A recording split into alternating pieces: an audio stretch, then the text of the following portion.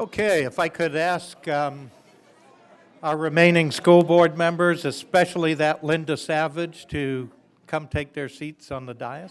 Who are we missing? We're missing a bunch of them. Where's Gwen and Barbara, Abigail?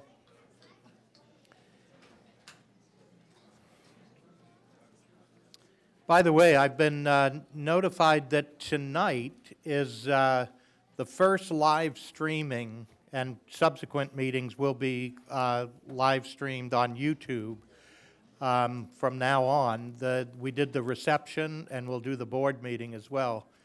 So if you don't want to be seen on camera and on YouTube, and you might want to leave now. Just kidding. Just kidding.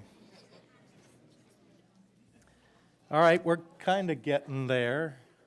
Barbara, do we have a Barbara?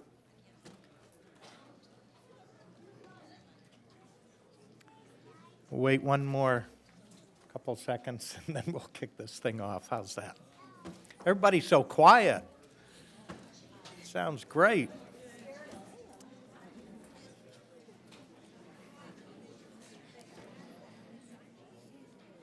Okay, well, we're going to call this meeting to order. Can't believe it, but we're almost at Thanksgiving. But we will call to order the San Bernardino City Unified School District Board of Education. Meeting is hereby called to order. And I'm going to ask, let's see, we have Indian Springs High School senior Judith Romo. She's going to lead us in the Pledge of Allegiance, and then I'll ask you all to please remain standing for the national anthem as well. Where's Judith? How are you? Good. Please stand for the Pledge of Allegiance. Ready? Begin. I pledge allegiance to the flag of the United States of America and to the republic for which it stands, one nation, under God, indivisible, with liberty and justice for all. Please remain standing.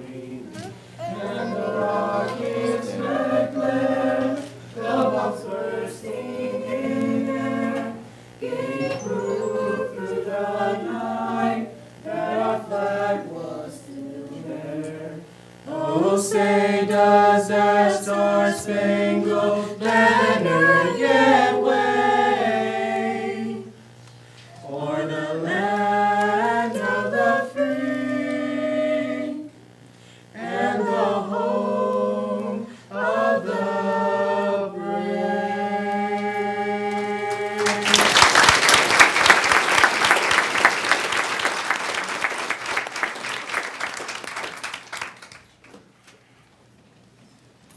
That was beautiful. And thank you, Judith. And Judith, by the way, is the ASB Senior Class President, and she's been accepted to the California State University, Chico, in Northern California, but she's waiting to hear from the University of Redlands, which is her first pick. So good luck to you, Judith.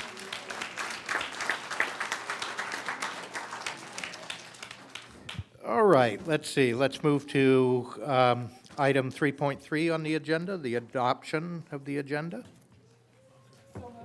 Okay, it's And been just- moved and properly seconded that we approve the agenda as presented. Dale? Yeah, one change, I would like to extend the earlier closed session conversation and topics to the closed session under item 11.0. All right, great. We have the motion and second agree to the amendment, okay? I'm going to ask you to please cast your vote. Ms. Medina? Thank you. And now let's go to the inspirational reading, and Danny Tillman, you're up. And I don't have an actual reading. I actually was going to read something about Linda, but Ricky Van read it in his resolution. But I do want to just say congratulations on the record to Mrs. Savage for her 26 years of service. Tonight, we didn't touch on all the work. What church do you attend, Linda? First Presbyterian. Because that wasn't listed anywhere. And the work you do on the Valley College Board, how long have you been on that board? I'm not on the board, I'm the The foundation board. president. That's a, yeah, that's a board, Foundation foundation president, board. And how long you been doing that? yeah. I've been on that about 10 years, 10 but I'm years. the president now. And she's the president now. So those are just some of the areas that we didn't mention earlier. And Ricky kind of alluded to it. We'll never know all of the people in our community that Linda helped get elected. I remember when I first ran for office, she met with me and said she was going to support me, and I knew then I had a good chance of getting elected. And that's a common thread you're going to hear from a lot of people within the community, which means that she's invested a lot of time and energy to ensure she puts the right people in place that she thinks will do the best job for our community. So I'd like for us all to give Linda one last round of applause as my inspiration.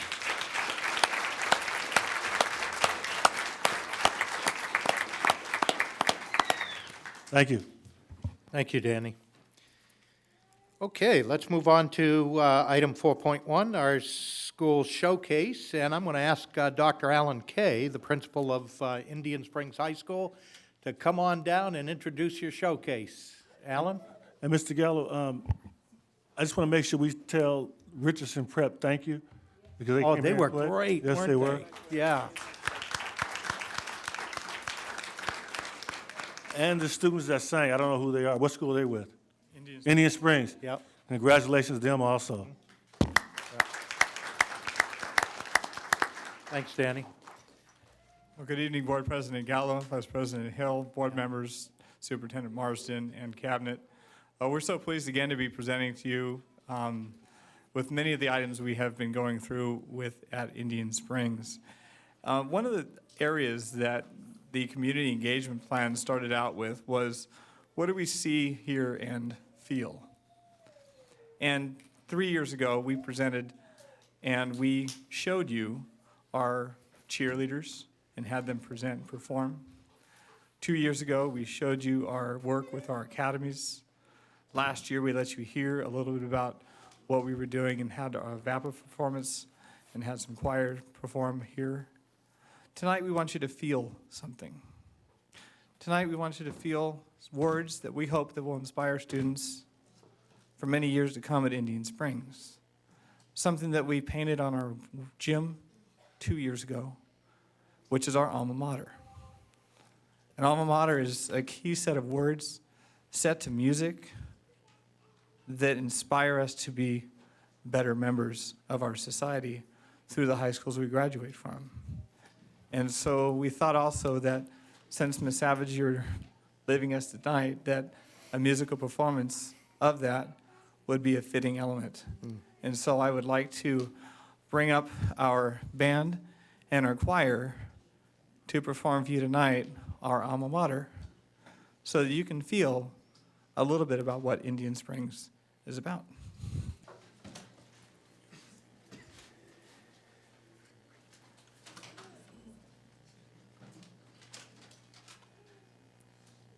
I better get my ears closed.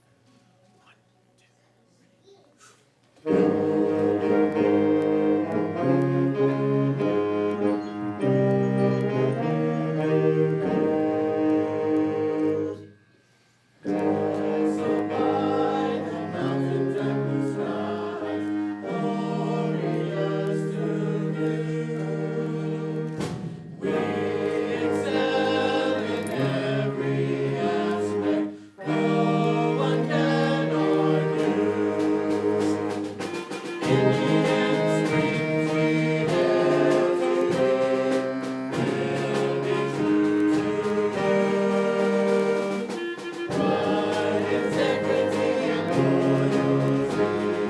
Side by side we'll sing. Coyotes band together through thick and thin. Surrounded by friends, we will always be. Indian strings we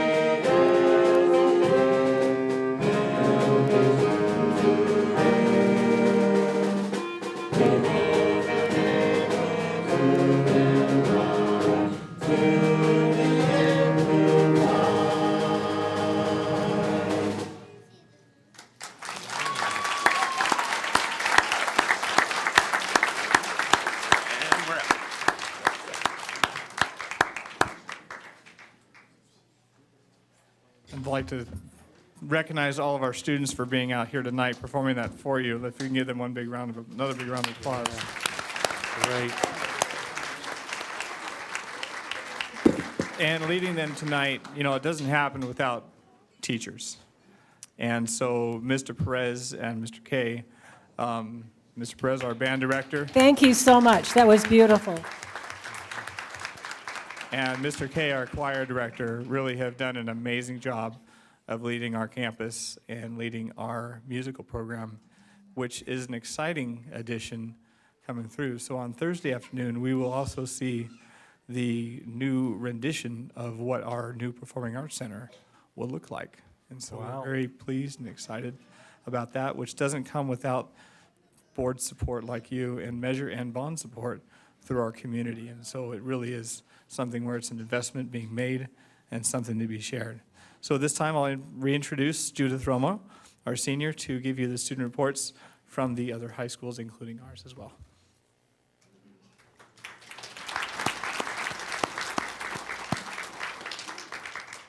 Good evening. The following list of activities are planned in November at ISHS. November 12th, the live stream blood drive to save a life. November 15, WASC team on campus for accreditation. November 16 to the 20th is our Thankful Week. ASB sponsor daily activities to show our coyotes how much we love them and are glad they are ISHS. November 18th, all departments to support a family in need and supply them with a full Thanksgiving meal. Thanksgiving week, spending time with our loved ones to recharge our batteries. Cajon's list of activities. 11:12 to 11:18, it's our food drive. 11:13, it's CIF playoff games. 11:18 and 19 is the handout Thanksgiving basket.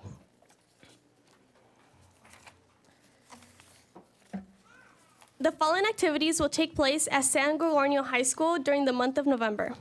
Saturday, November 7th, the 26th annual San Gregorio High School Field Tournament. Wednesday, November 11th, members of the Interact Club will help serve barbecue lunch to the veterans at the Veterans Hospital in Loma Linda. Tuesday, November 17th, there will be all-girls assembly in the gym. And that's it for all. Thank you.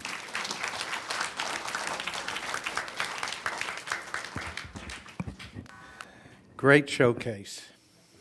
Absolutely. And, Board, I just want to, in public, compliment Dr. Kay and his leadership at Indian Springs High School. Opening a new high school, establishing a high trust culture, establishing your alma mater, establishing school pride and spirit and community. Those are the types of things that have occurred under Dr. Kay's leadership. They have at their school a model, a national model for career pathways program that is marrying advanced manufacturing and biotech and healthcare that is second to none. So our young people in our community, when we're talking about closing the gap between groups, we're not talking about one group and another, but the highest levels of excellence and where our kids are currently now. And I can tell you without a doubt, we are providing the highest levels of excellence for our young people there. And just this last year at our newest test results came out, and one of our top 5 high schools is what they call schools with an honorable mention for our new state testing. That was achieved. And then recently, the College Board recognized our district for our growth. We still have a long ways to go, but our growth for our traditionally underserved students being ready for college, and we're the only large urban in the nation to be recognized with that award, and one of the 2 top schools that was named in that effort was Indian Springs as well. So we're very proud of the work and of this team, and compliments to your leadership, Dr. Kay. Great, thank you, Dale. Mr. Tillman? Oh, you had a light on, okay. Let's move on to item 4.2, which is our Outstanding Student Awards section. And Linda, are you going to introduce this? Do you want us to come down? Great, let's go do it.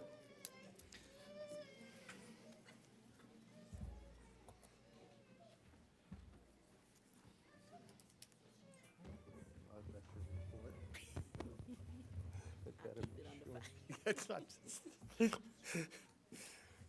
Margaret.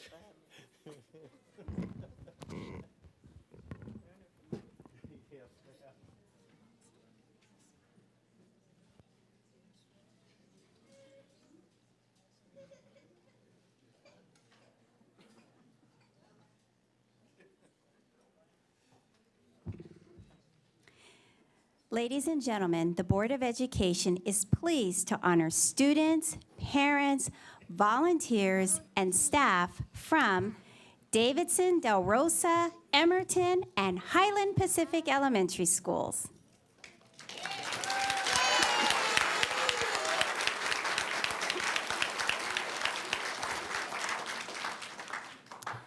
Outstanding Student Awards are based on achievement in academics, athletics, fine arts, and citizenship or most improvement.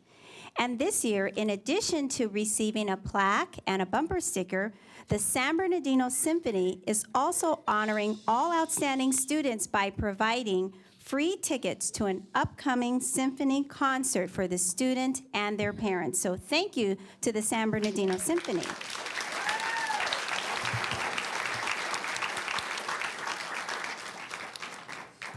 The board presents Outstanding Parent Awards to parents, grandparents, and volunteers who go above and beyond to support our schools. And we are also honoring outstanding classified and certificated employees this evening. As we call each honoree, would you and your family please come forward to meet the board members? We ask that you also join the superintendent for a photo. And teachers, we encourage you to join us when your student is called. Let's welcome Davidson Elementary School and Principal Stacy Martinez.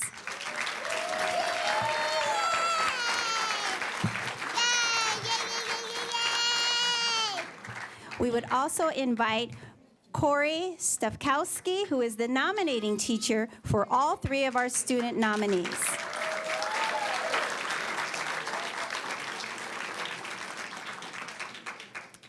Let's start with 6th grader Anna Barrera.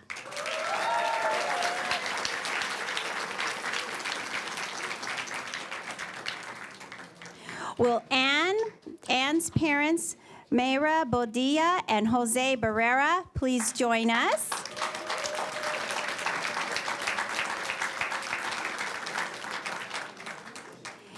Anne Barrera is a respectful and hardworking student whose behavior and academics make her a model for her peers. She, the 6th grader, is reading at an 8th grade level, and she is able to perform 7th grade math.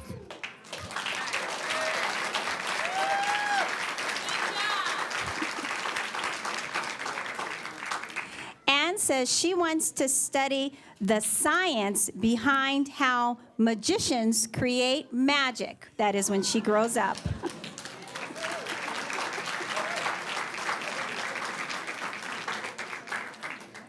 Next is 6th grader Gia Ross.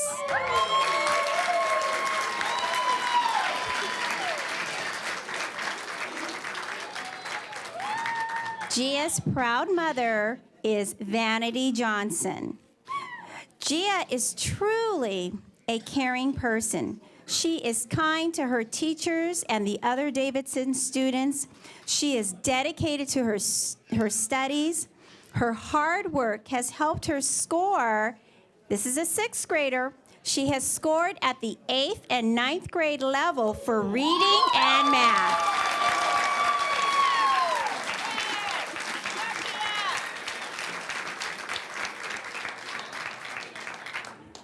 Gia says her goal is to attend USC and become a psychiatrist.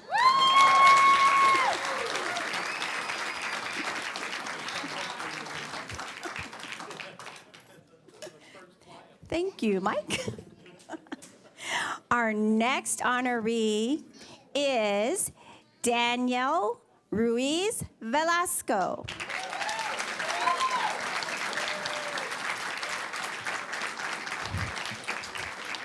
Daniel's proud parents are Jose Ruiz Velasco and Laura Cervantes.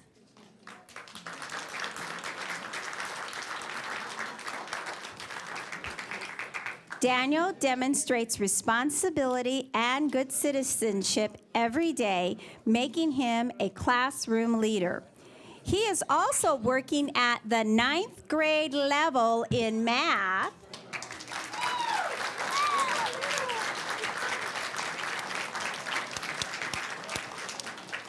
He is also an advanced reader. Daniel enjoys math and building things, so he thinks he's going to become an architect.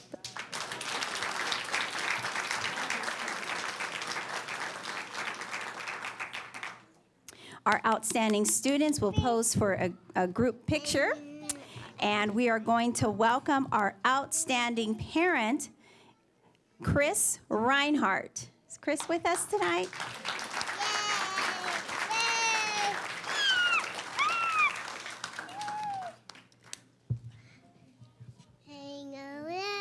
Okay.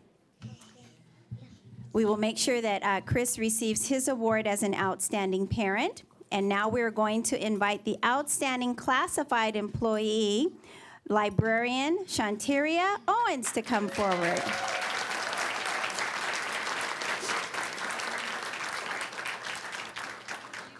Shanteria comes to work each day with a positive attitude and a desire to help students and parents.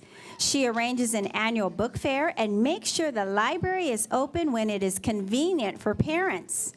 This year, she also incorporated a new book section focused on providing information on colleges across the nation and possible career paths. Davidson wouldn't be the same without Shanteria. Let's give her a round of applause.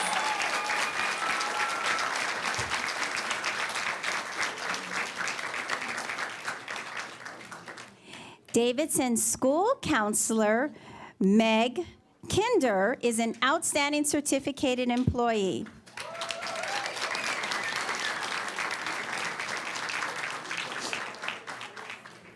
Meg is making hope happen for students at Davidson.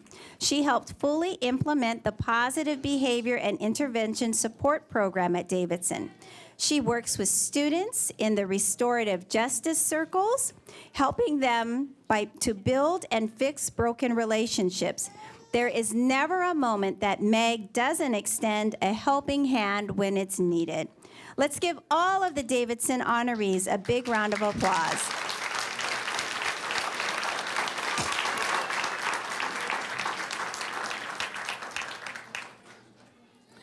The next school we are going to honor are students from Del Rosa Elementary School, and Vice Principal Charles Van Frank is here to represent the school.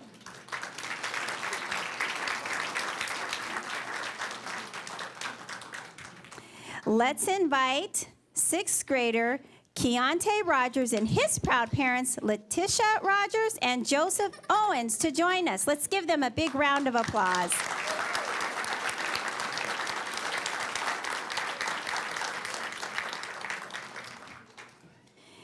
Keontae's teacher is Didi Estrada. Would you please join us?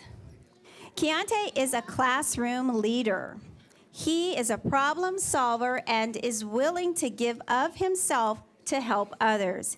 Keontae says he wants to become a graphic designer or a professional football player when he grows up. Let's give him a big round of applause. Congratulations. Oh, that's a cutie. Our next honoree from Del Rosa is third grader David Soriano Mondragon.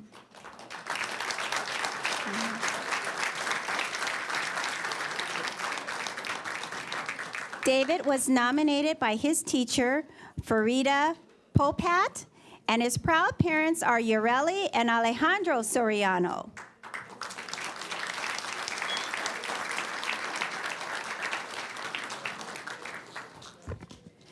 David is well behaved and works hard in school. This third grader is reading at a fourth grade level and is at an advanced level in English language development.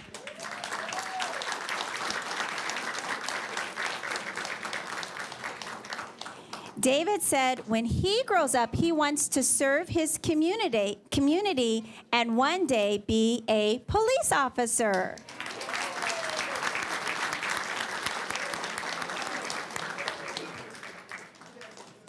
I think Chief Polino has a special presentation for David, so don't move. Here comes the police chief.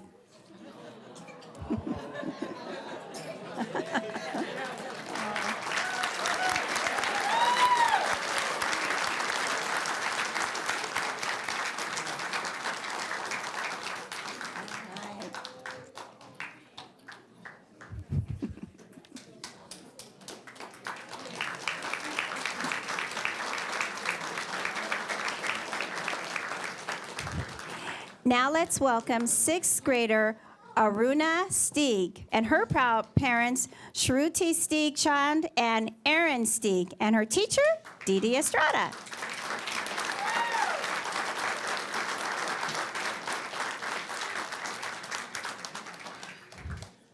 Aruna is a violinist and she plays with great pride and enthusiasm. She shows the same energy every day in her classwork. Her goal is to become a chef and open her own animal rescue shelter. Let's give her a round of applause.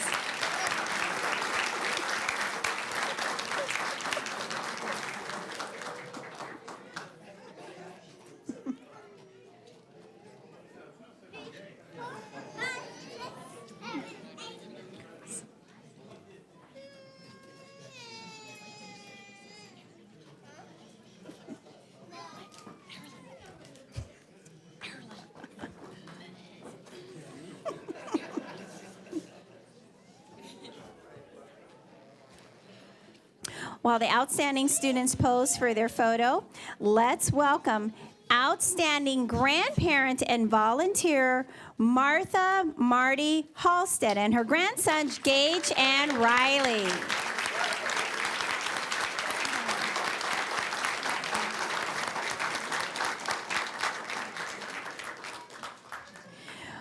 Marty, or Grammy, as she is known at Del Rosa, is one of the most dedicated volunteers the school has.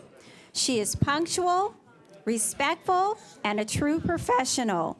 She was instrumental in creating a science center where students could see tadpoles and lizards. This month, she gave a Native American presentation to the students. Marty, thanks for being such a wonderful Grammy for Del Rosa Elementary.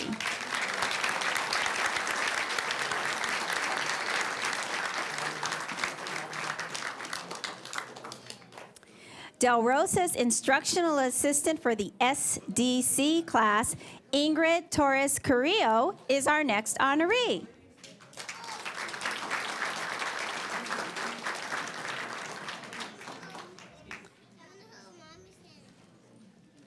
Ingrid is professional, punctual, and respectful of staff and students. Is she with us this evening? We will make sure that she gets her award. Let's give Ingrid a big round of applause.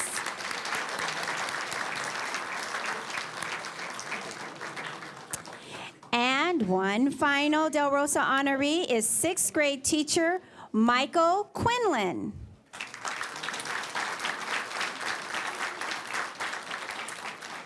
Michael is an enthusiastic, dedicated, and professional educator.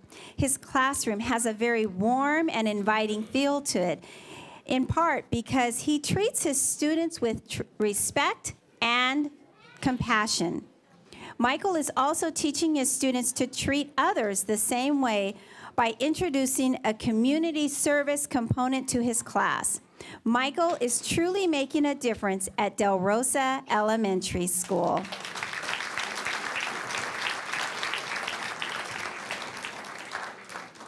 Next, we welcome Emerton Elementary School and Principal Tasha Doizan.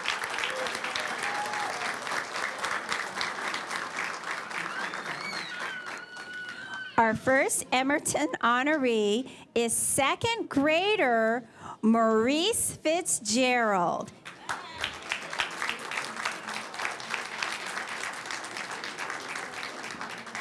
His proud parents are Maurice and Denise Fitzgerald, and his teacher is Patricia Mondragon. Would you please join us?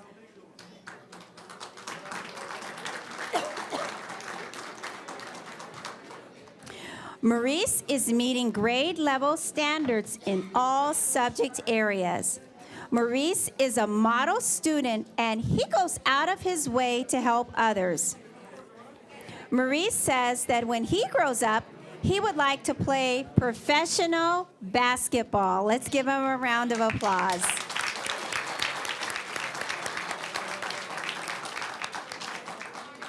Oh, I love him in a tie.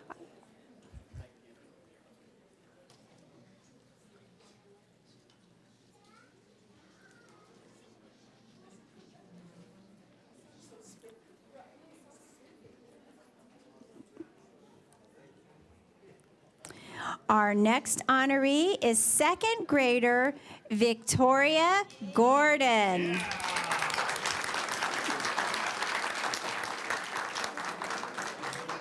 Her proud parents are Victor and Jennifer Gordon, and her Victoria's teacher is Rosa Gordon. Let's give them a round of applause.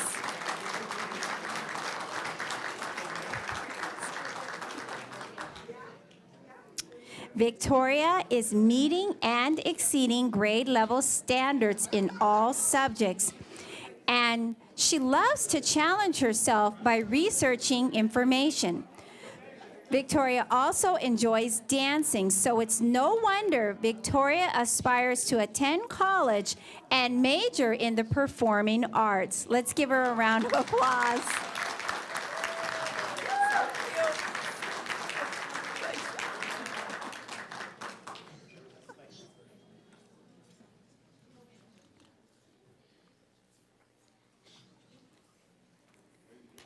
And our final outstanding student is Elijah Montes, a third grader in Tracy Dykeman's class.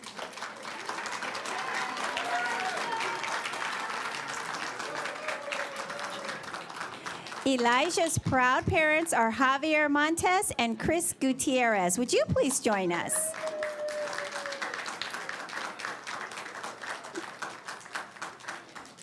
Elijah sets an example for his peers by demonstrating safe, responsible, and respectful behavior.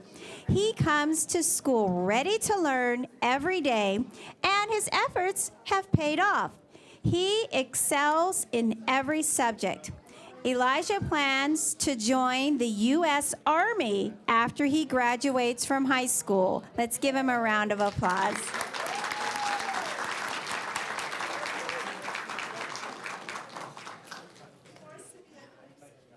And he also would like to be a policeman, ladies and gentlemen. Let's give him a round of applause.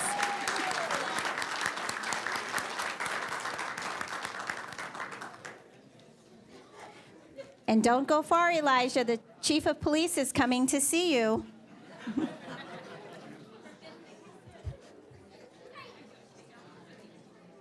Aww.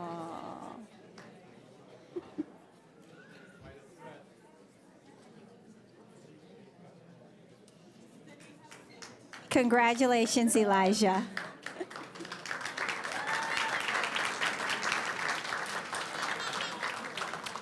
While the students pose for a picture, let's welcome Outstanding Parent Award winner, Teresa Sanchez Muniz.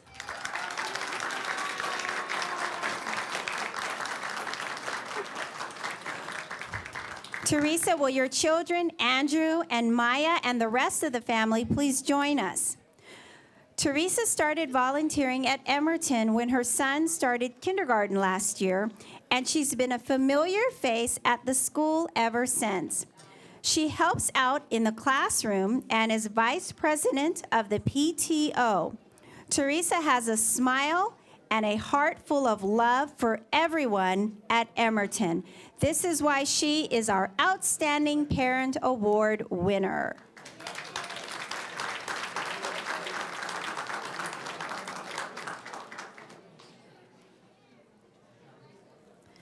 Our outstanding classified employee from Emerton is Chris Garcia, Education Assistant 3.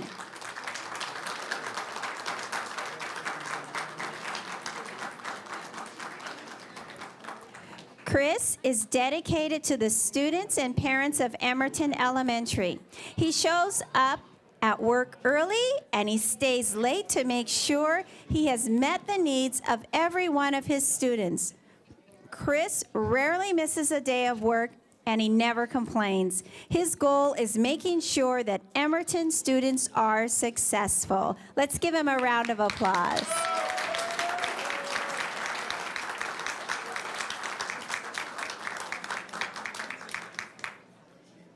And our next honoree is resource teacher Carol Griffin. She's the outstanding employee.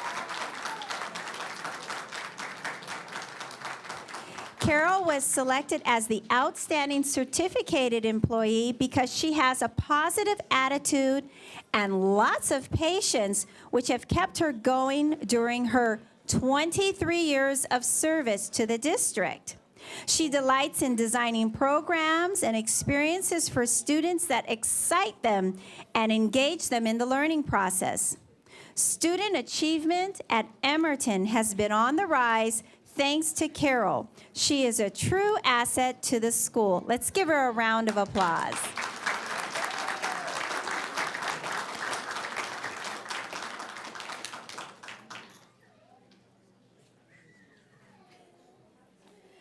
Our next school of honorees come from Highland Pacific Elementary School. Will Principal Yvette Peters please join us? Our first honoree is fourth grade student Amara Jackson, who was nominated by her teacher, Maria Sierra.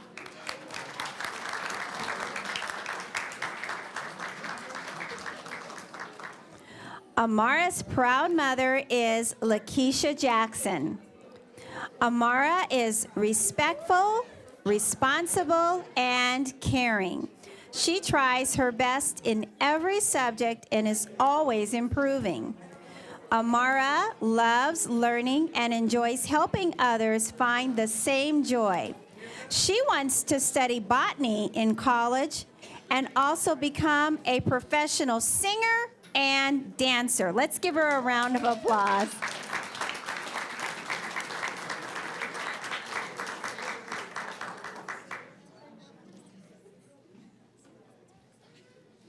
Now let's welcome fourth grader Nashaya McCain and her proud parents, Nikel McCain and Anika Bonds McCain.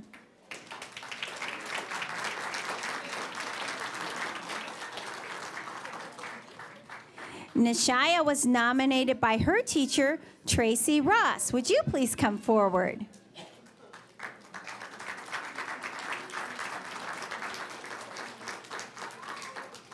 Nashaya is a model citizen and is trusted and well-liked by her peers. She also takes great pride in her academic performance, earning top marks in all subjects. Nashaya says she wants to learn Spanish so she can become an interpreter. Let's give her a round of applause.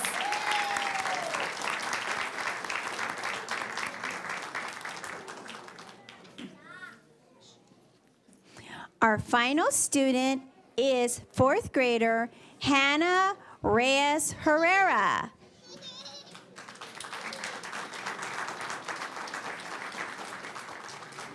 Anna's proud parents are Teresa Herrera Centeno and Vincent Reyes Aguilar. Hannah was nominated by her teacher, Maria Sierra. Hannah is an honest, compassionate person who is always respectful and responsible. Despite having been in the country for only 3 years, Hannah speaks English very well.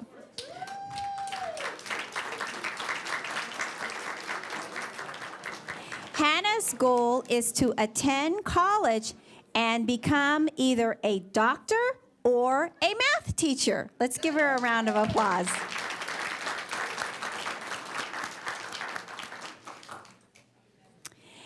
And now we would like to invite Sarah Castanon, the library assistant from Highland Pacific, to please come forward.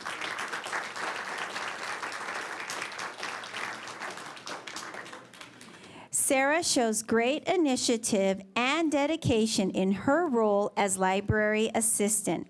She has created a student-friendly environment that changes based on the season and holidays. Sarah inspires students to read, and she inspires her peers to go the extra mile for students and parents, just as she herself has done. She is truly an outstanding employee. Thank you, Sarah.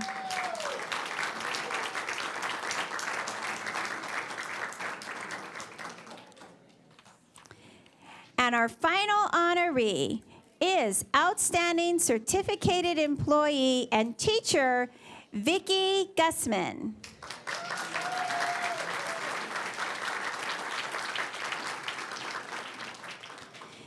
Vicki has volunteered to be on almost every committee at Highland Pacific. She always goes the extra mile for students, parents, and her fellow teachers. Her actions are focused on the district's mission of preparing each student for college and career. Vicki is a true asset to Highland Pacific and the entire San Bernardino City Unified School District. Let's give her a big round of applause.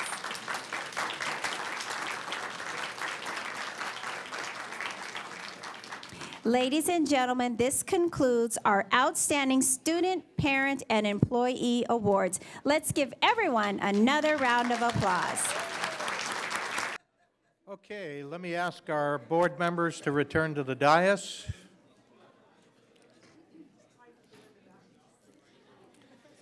And we're going to move on to session 5, our public hearings. I will go into 5.1, and that's public disclosure of a memorandum of understanding between SBCUSD and San Bernardino School Police Officers Association. We will open the public hearing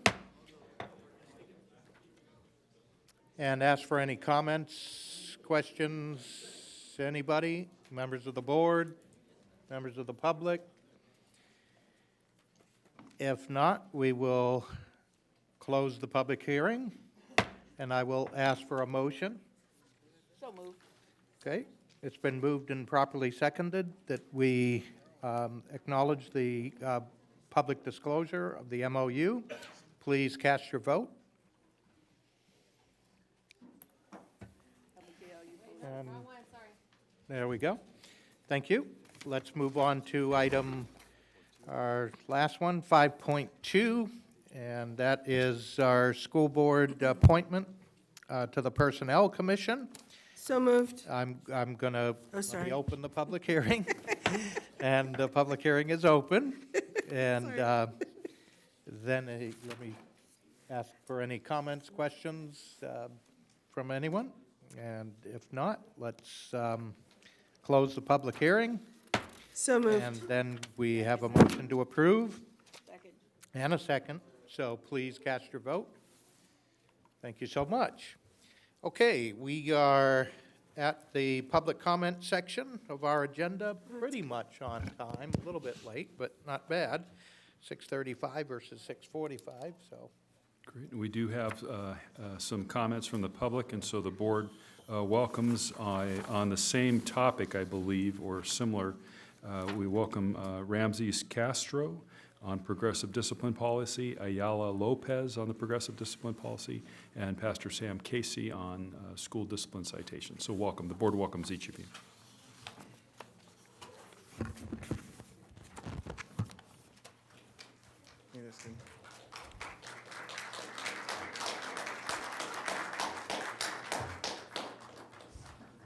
Good evening. I'm Ramses Castro, ASB president of Middle College High School and student leader in Inland Congregation United for Change, which is ICUC. I'm here on behalf of students who have been suspended unfairly for behavior issues, which we need to be dealt with in a different manner, such as counseling. Here in this district of San Bernardino, we have many great students who love this city and want to be successful. In order for this to happen, we need to create more opportunities for students across the board, especially those most marginalized. When students are punished, students will feel stigmatized and have a harder time integrating back in their regular class participation. As a student leader, I would like to see the students in this district become more than the circumstances they grew up in. I care so much for this city and this community and would love to see this community grow. In order for this to happen, we are in need for students to stay in school. Something such as behavioral issues should not fall under suspensions, but fall under counseling. As a community, we should come together and care about one another, specifically those teenagers. We need future leaders in this community, but punishment for behavioral issues will prevent us from finding that potential that our community requires in order to grow. Thank you. Thank you. Thank you. Board welcomes Ayala Lopez. Good evening. My name is Ayla Lopez. I'm a student at Arroyo Valley High School, also youth leader with Inland Congregations United for Change, ICUC. First and foremost, we would like to thank each and every one of you for all the work you do to make sure students in the district feel supported and they're being successful. About 3 years ago, we began to study school discipline both here in our district and surrounding districts. We are very excited to see that our district has come a long way from when we began to look at this issue, and are excited to know that we continue to move in the right direction. Many of the great things that are being done in our district continue to prove that moving away from zero tolerance practices and instead adopting strategies such as school-wide positive behavior support and restorative justice have resulted in significant reductions in school suspension and expulsions. These practices and directives are great, but we need to do more to ensure that these changes don't become compromised in the case of a change in leadership. Last month, on October 20th, COPE and ICUC came to you with the progressive discipline policy. This policy is intended to enhance a number of promising practices already in operation, as outlined in the existing framework known as Progressive Discipline Matrix. As students and members of this school district, we urge you all to again take a closer look at our policy recommendations, as I stated before, that are meant to enhance the existing work already taking place in our district. Thank you. Thank you. Thank you, Ayla.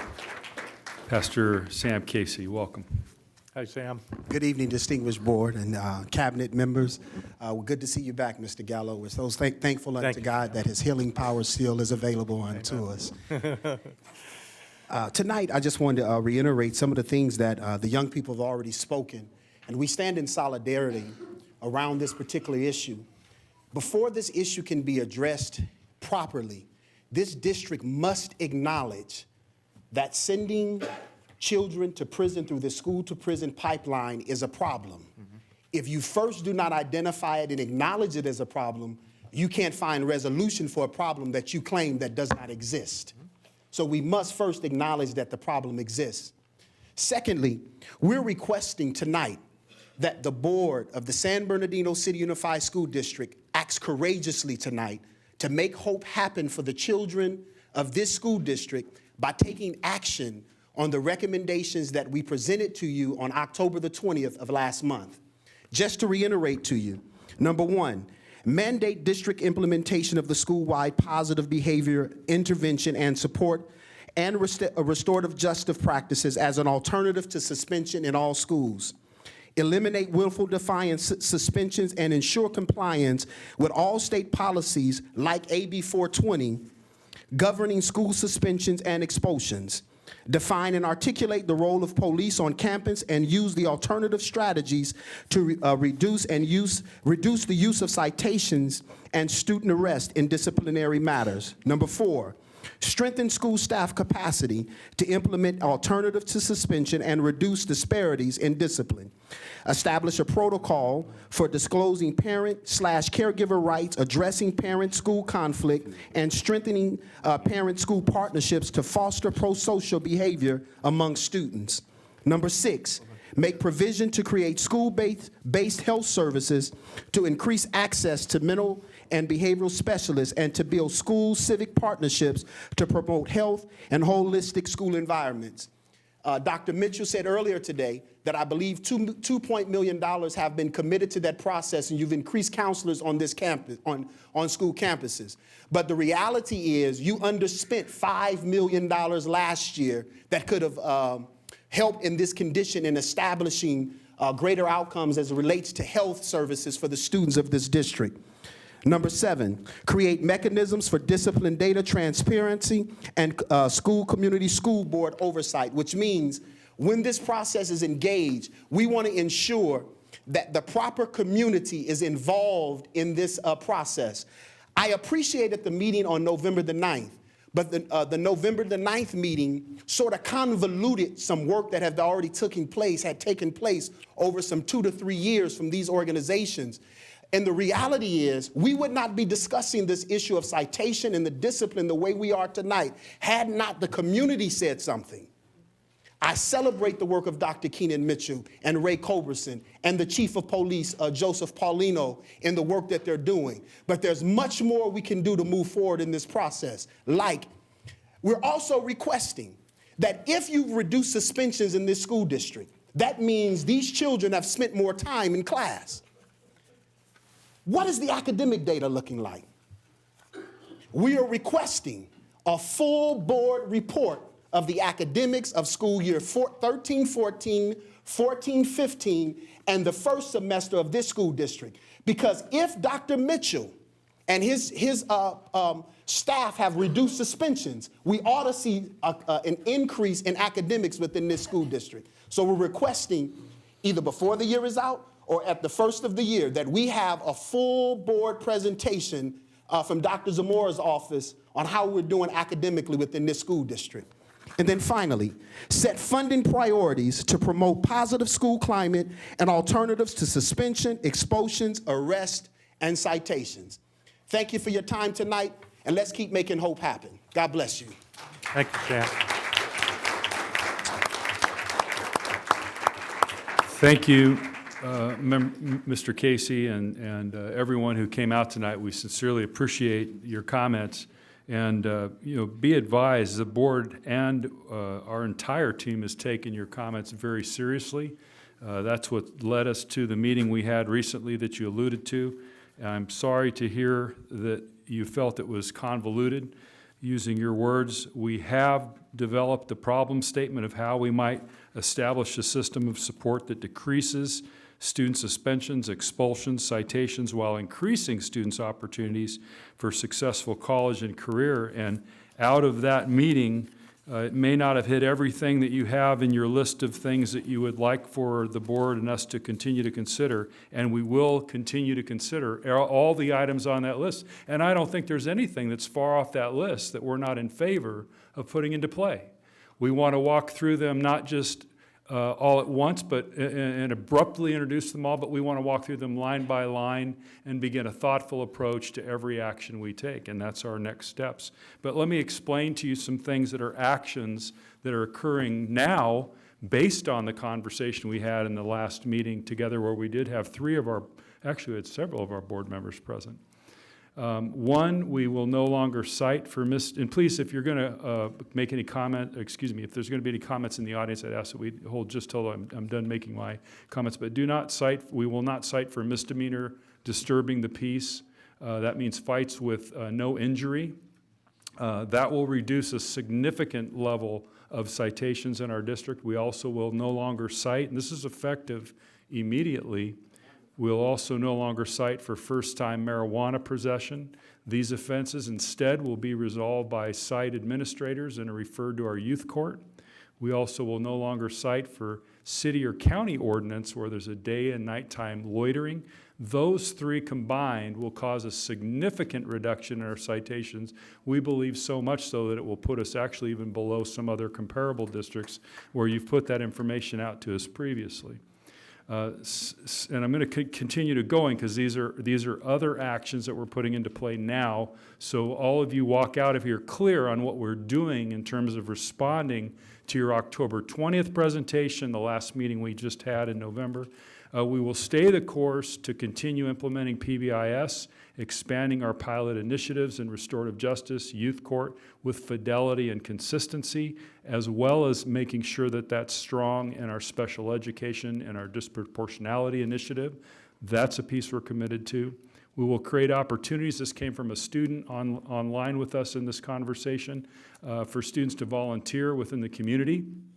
We're going to put that into better force and have a volunteer day conference that we will hold before the school year concludes.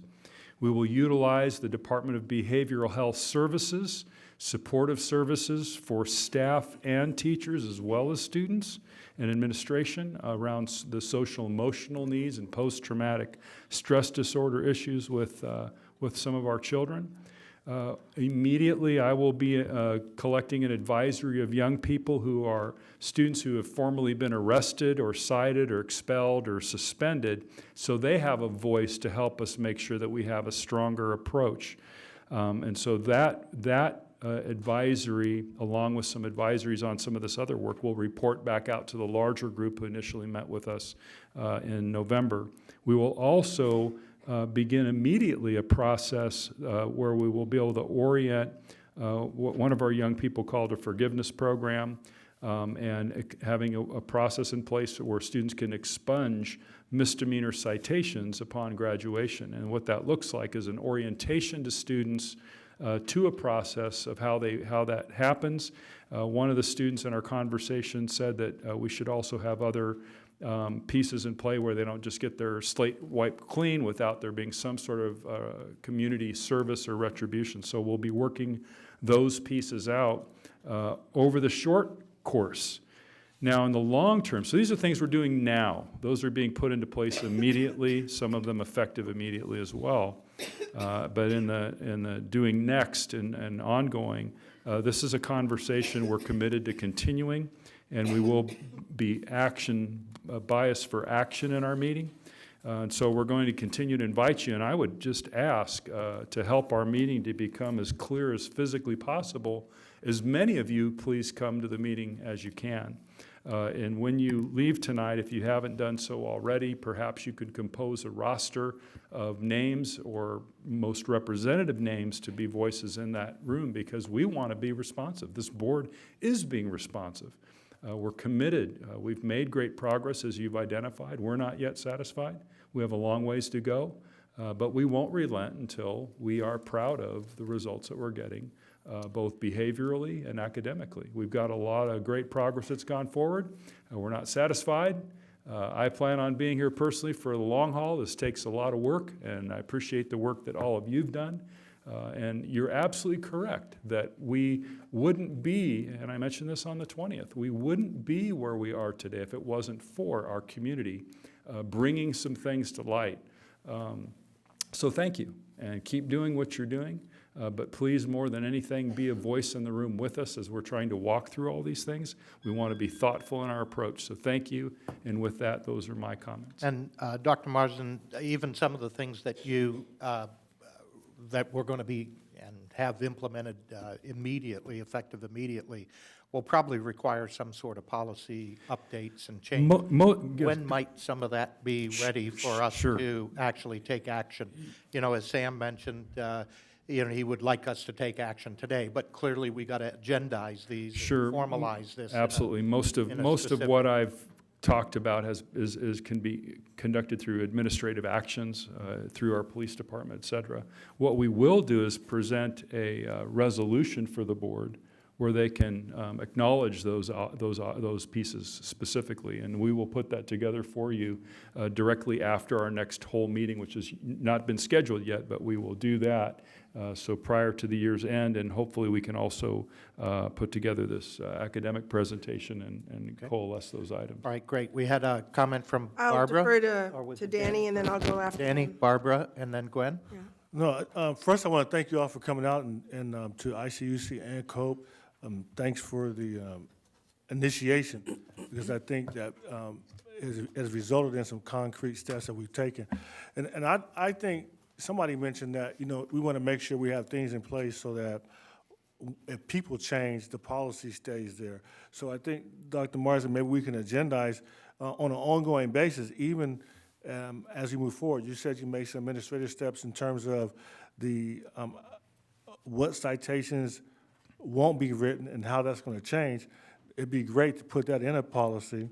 And it doesn't have to be all-inclusive, but we could do it in phases. Sure. So for each one of those steps, at the next meeting, we could have agendized to have that made part of the policy. I think if I get the consensus from a majority of the board, I think that'd be a good idea. And then at the same time, maybe talk about what you see in terms of a timeline for implementing the other items that were requested. And if there are things, I think we have to be honest with ourselves, if there are things that you think aren't workable, then we should know that as soon as possible, so we don't give people the false impression that everything is going to be done.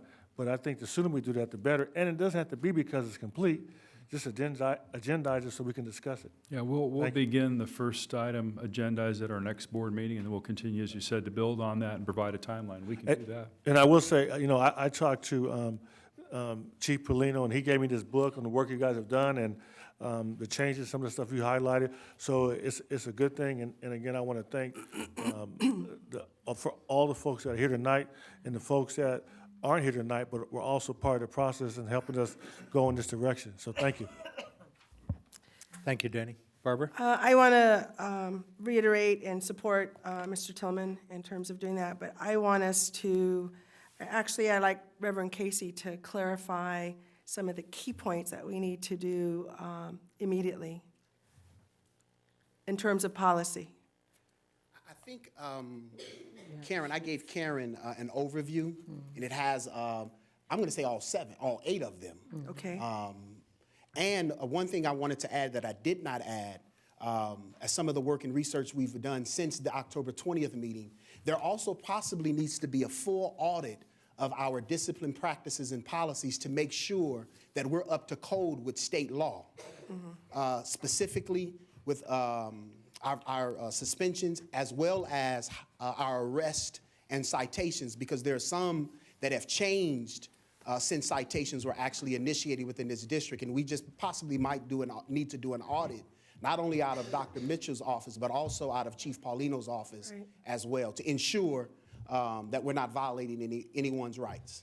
Right, and I just want to reiterate, I mean, I brought this book to the board, the new Jim Crow that is existing, and it is the school to prison pipeline, where, you know, the zero tolerance was a way of incarcerating more, actually, men of color, Black and Latino. And so it's the new Jim Crow, the incarceration of our young men. And I do not want to be a party of that. And I thank you all for bringing that to our attention. I mean, I've been on the board since 2008, and I wasn't aware that we were giving citations for misdemeanors and felonies. When you look, if you get in a felony, you can't vote, you can't get food stamps, you will not get a job. So you're basically a non-human. I mean, you're just an outcast. And we can't participate in that kind of situation. And I'm on the policy committee, and I would like, I forget who else. Mike, you're on the policy committee? Who else is on the policy committee? And Abigail. So, I mean, we can fast track it in terms of the policy committee, because this is the board action. That's what we do. We are the governing board. We make policy and set the policy. Thank you. Yeah, set the policy. And you've done a great job, so thank you for coming. And the work that you've done in the last 2-3 years is phenomenal. I know that citations wasn't up there. We started with suspensions and expulsions, but as you delved into it more, I also concur that we should do an audit to see where it goes. In terms of, I know some of the statistics, all men of color who are in prison right now, only 68% do not have a high school degree. 68%. That's a travesty. And so I would like to agendize this so that we can, we don't have, do we have to agendize it to move in the policy committee? If we're going to discuss at the board, we have to agenda. We have to agendize it. So if we agendize it, then we can, as a policy committee, then formulate the policy and then bring it to the board and then move forward, correct? At least we can discuss what the steps are. gonna Oh, be needed. discuss what the steps are, okay. And if well- if they have anything ready, Dr. Flores, they can bring it as a first reading. They can bring it to the first reading. If they have stuff that's ready to be put in the policy, yes. Right, but we also can develop the No, I policy. agree, but we want to get a status from where Dr. Martin said he doesn't give us a status. So that's why it should be agendized. All right, so it should be agendized, we'll agendize We're it gonna for do it next next meeting. time. Do we have consensus? Okay, we have consensus. And then the policy committee will meet and, propose what we need to do with cabinet. But I would like for COPE and ICUC and whoever's also part of it, the election project, maybe they can To have be some part of the it, just so policy they can committee. see. Yeah, okay. And That'd because be they great. did come forward with a recommendation. Yes, that would be good. Okay, thank you. Great. Gwen? So pretty much a lot of what I wanted to say has been covered, so I don't want to go, piggybacking on everything because I'm in support of what Danny and Dr. Flores has said thus far. But I do want to say to the youth and to everyone actually that's standing there and those that have been coming back and forth, push is needed. And we need you to be here to push and to bring to us, because that's what our job is, to know the things that are affecting you and your future. When I first seen or the subject came up, and then I began to hear words like criminalizing and those type of things, that's not what we're here to do. We're here to make sure that whatever we need to do, and the first speaker said that we have interventions that are there, because we know the challenges that you face. There's many. And so we're not here to not look at your future and be concerned about it. And we want you to know that when you bring information, at least I can speak for myself and probably for the board, we will push as well. But the information, we do have to take time and make sure that we're doing things properly. But please be here, come, make sure, so your input and your voice is heard. As you heard, there's going to be policies around this information for long-term, and I love that, whoever said that, because we don't want to just look at the now, but we want to look at the future. We don't want to have to keep revisiting the same thing over and over again, because unfortunately, it affected some other students that are not standing there where you are right now. So immediate action is what I'm looking forward to, and is what you will have my commitment on, immediacy, so that we can move on to most important topic, which is academics. And I think, Sam, you brought that up. Academics, because we want to know that once we're addressing these other things along the way, that you are successfully academically, because that's why you come to school, so that you can succeed, so that you know what to do. We don't want to just continue to talk about your behavior, because I love the way Dr. Hill said, our students are good students. They're not bad students. And so we face challenges and we link you to the things that Dr. Marsden mentioned, and it is my hope that we partner with the Department of Behavioral Health and all of these services that can help and assist. So you have my commitment to help and assist and do what we need to do immediately so we can get back on the task of making sure that you are academically successful. Thank you. Thanks, Gwen. Abigail? Well, thank you for joining us. I agree with, like I mentioned, everybody else. And I was there at that meeting where we had the ideas from all over. It was students, it was staff, it was employees, it was nonprofit organization. And so I do appreciate the fact that what came out of that meeting was looking at removing those certain citations, because just by looking at those citations, they were going to drop, large amounts of citations were going to drop and would remove that from the student's record. But I do agree regarding the section K, only because in the areas, for instance, did you guys give us this piece right here? Fixed schools, discipline bills. It says eliminates K3 suspensions. K3, if you look at it, a lot of kids, and I'm not condoning certain behaviors, but when you do it for disruption and willful defiance, you have to look at their kids, and we have to find other means. And I'm not saying that we should, condone bad behavior. We just have to look at how do we effectively address it, so that way they can still do great in school and so forth. Many of our children here in the district grow up in areas that they don't know any other way, and their families don't know any other way. And so we shouldn't necessarily blame them. We have to find some ways to help them.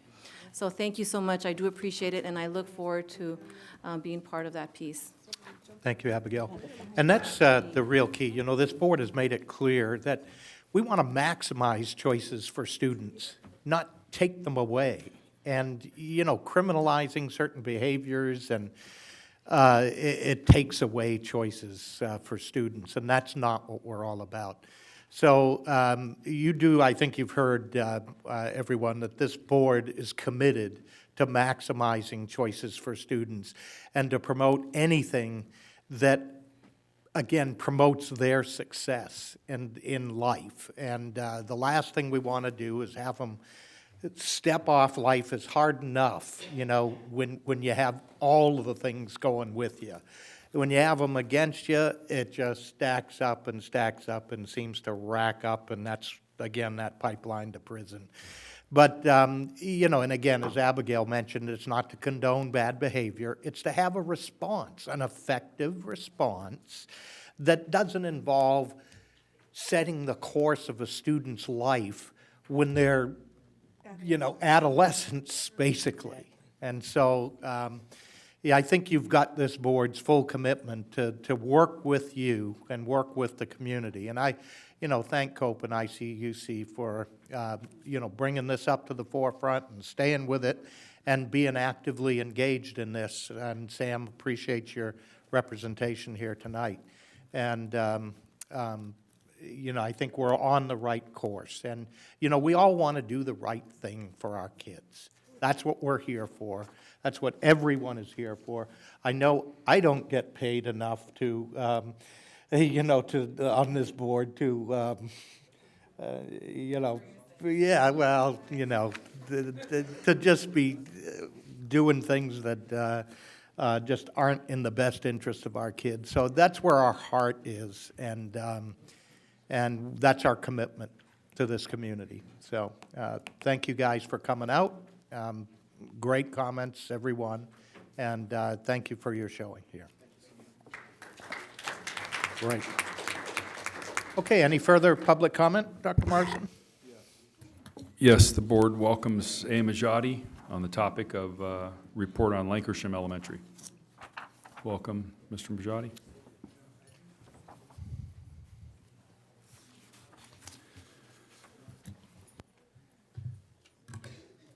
Well, good evening, everybody. Hi, Majati. Mr. How are President, you? good to see you again, sir. Thank you. And glad Great you're to up see and you out. as well. And Thank I you certainly so hope you much. don't blame me for that last lunch that we had. Madam Vice President, good to see you as well. Members of the board, cabinet. I'm coming to you tonight as president of the NAACP for the purposes of this discussion. And I do think that tonight is indeed a good night for policy discussion, as I am going to make a suggestion as well to the board this evening. This is how we get better. I've had the opportunity to visit other school board meetings and visit other districts to see how people do business. And it's almost like going away and visiting folks in other places, but being glad you come back home, when you get back home, because you recognize that what you have at home is better than you can get anywhere else. This district has come such a long way in terms of fostering the idea, the concept of community involvement and partnership, and it's real. There aren't very many districts that would give a platform to the community, not just to come and voice what your concerns are, but to become an active participant in developing resolutions and developing to help solve problems. Because we all recognize that they're all of our problems, not just your problem. I am so glad that the finger pointing in this district has stopped. I use Dr. Mitchell's example often when I'm out and about, when he brought it to us when we first began to develop the African American Education Collaborative. And he said, everybody raise your hand and say, I am responsible for student achievement. I am responsible for student failure. Now that we had that out of the way, let's get to the business of solving the problem. So no more finger pointing, and I appreciate that. What I'm asking tonight, well, before I go any further, I would be remiss, Mrs. Savage, if I didn't tell you thank you, because you have always provided a fair and balanced approach to problem-solving policy development. And I thank you very much. You are very fair, and it doesn't mean that everybody has to agree. Not that I disagree with you with anything, but just the mere fact that you're fair and you're balanced, and we appreciate that. And like I've heard so many of your peers say today, they really appreciate the guidance and direction you provided for so long. And I think that goes a long way towards laying that solid foundation for this district that we can, continue to work from to continue to build the legacy of San Bernardino Unified School District. So thank you so very much for your service.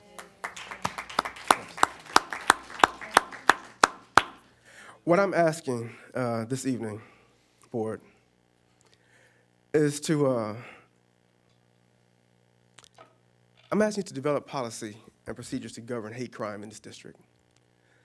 I've been sitting here, been here for a couple of hours, and I've seen so much good. This is almost one of those conversations that you hate to have. It's like having your, dinner after dessert, and not even a good dinner, but having a great dessert. Nonetheless, it's all still sustenance. But we need to nip this issue in the bud. Now, I've talked to some of you before in regards to some of these hate crimes that have taken place and how far Ed Code goes and how far Ed Code does not go. Ed Code may dictate those things that are undesirable, but it doesn't have any punitive suggestions or value. And so what I've come to understand is that it's incumbent upon the board, the school board, to develop policy and procedures to govern the punitive aspect to hate crime questions. So if someone is found guilty, if evidence proves and shows that someone did, in fact, commit a hate crime, this board has the responsibility, as far as I understand, to develop a policy in terms of what you want to stand for and what you're not going to stand for. As an example, I was recently made aware that the police department, the school police department, has closed the case on the investigation of the hate crime in Lancashire. Now, of course, we hear about what happened with Creature Sims last year, and then that is outdone by what happened to her this year when someone blatantly just decided to go ahead and just write nigger on her parking lot in her room there. And so when we say that the case is closed, what does that mean, that it's closed? It's closed to whom? I'd like to know what was the conversation or the results in terms of your conversation with the Department of Justice when I was told they would be brought in to investigate this and assist with the investigation? What happened when you made the inquiry to the Office of Civil Rights in regards to this particular issue? I don't know what any of that is, and I think that we need to know. I think that the board has to be courageous and step out and say, in our district, we not only stand for student excellence and academic achievement, but we also stand for fairness, and we will not tolerate bigotry, prejudice, or racism in our district. That's not who we are. That's a part of the past. We want to keep it there, but without any solid policy in place that will dictate what happens in those instances where it's found, we're left to just place folks on administrative leave and wonder whatever happens to them. I'm grateful to have been able to be a part of the restorative justice conversation, and I look forward to working with any committee that this board develops as it relates to developing policy and procedures to govern those instances in which hate crimes have in fact been proven. Those are folks I would assume, I would posit we don't want teaching our children or working in our classrooms. I thank you for your time. It's a difficult discussion because it's a microcosm It's a minute portion of our district that's causing these issues. We know that. But we have to address it fairly and firmly. Thank you. Thank you, Majati. Yep. Thank you. Yeah, and Majati, I know you and I have talked much previously and want to continue that dialogue. So I just want you to know that I will be personally meeting with you and our team, one, to be able to inform in terms of what is and isn't closed and where we are. We have not completed our work collectively with all the entities you've mentioned. You've heard some partial pieces of that. I've heard some partial pieces and haven't yet gone through that. And so we will ensure that all the information that we have will be shared with the board, will be shared with you as a leader in our community who's worked with us on this topic. Once we have all that summarized, additionally, bringing you together to help us recommend a policy to this board that they can adopt that will be fitting for our community in response as you've outlined. So thank you. And then also there will be an after-action review that will be scheduled with Lancashire in early December, and we'll inform you about that process and what we plan to do there as well. Thank you. Hang for a minute, Majati. Barbara or we go. Abigail first, and then. Thank you, Majati, for bringing this so forward, and I do agree that and I thank you, Dale, for stepping up and creating that policy, because we do have to have procedures set in place in how to protect anyone who's fallen into this. It's not right, and we have to make sure that it is alleviated, and that whoever is doing it is also under the punishment, and making sure that we deal with that. So thank you for bringing it. Honestly, I did not know that this is what they've heard regarding it being closed, but I am glad that you're going to look into it so we can be informed as a board. So thank you for that. Barbara? Thank you too, Majati. In terms of governing board, we set the policy. So we have to examine where our policy is with the hate crimes. And the issues that you raised are very, very, important, because, we can't have that kind of harmful and behavior at all. And it is a hate crime. And what defines a hate crime? And what are the consequences of a hate crime? And, we have them, in terms of our laws, I believe, our general laws. I don't know if that governs us or not as well as a district, but I believe so, in terms of our constitution, in terms of our state laws and so forth. So we have to examine where it is. And as a policy, setting the policy, I would like for us as a board to agendize it so that we can discuss it. What do you guys think?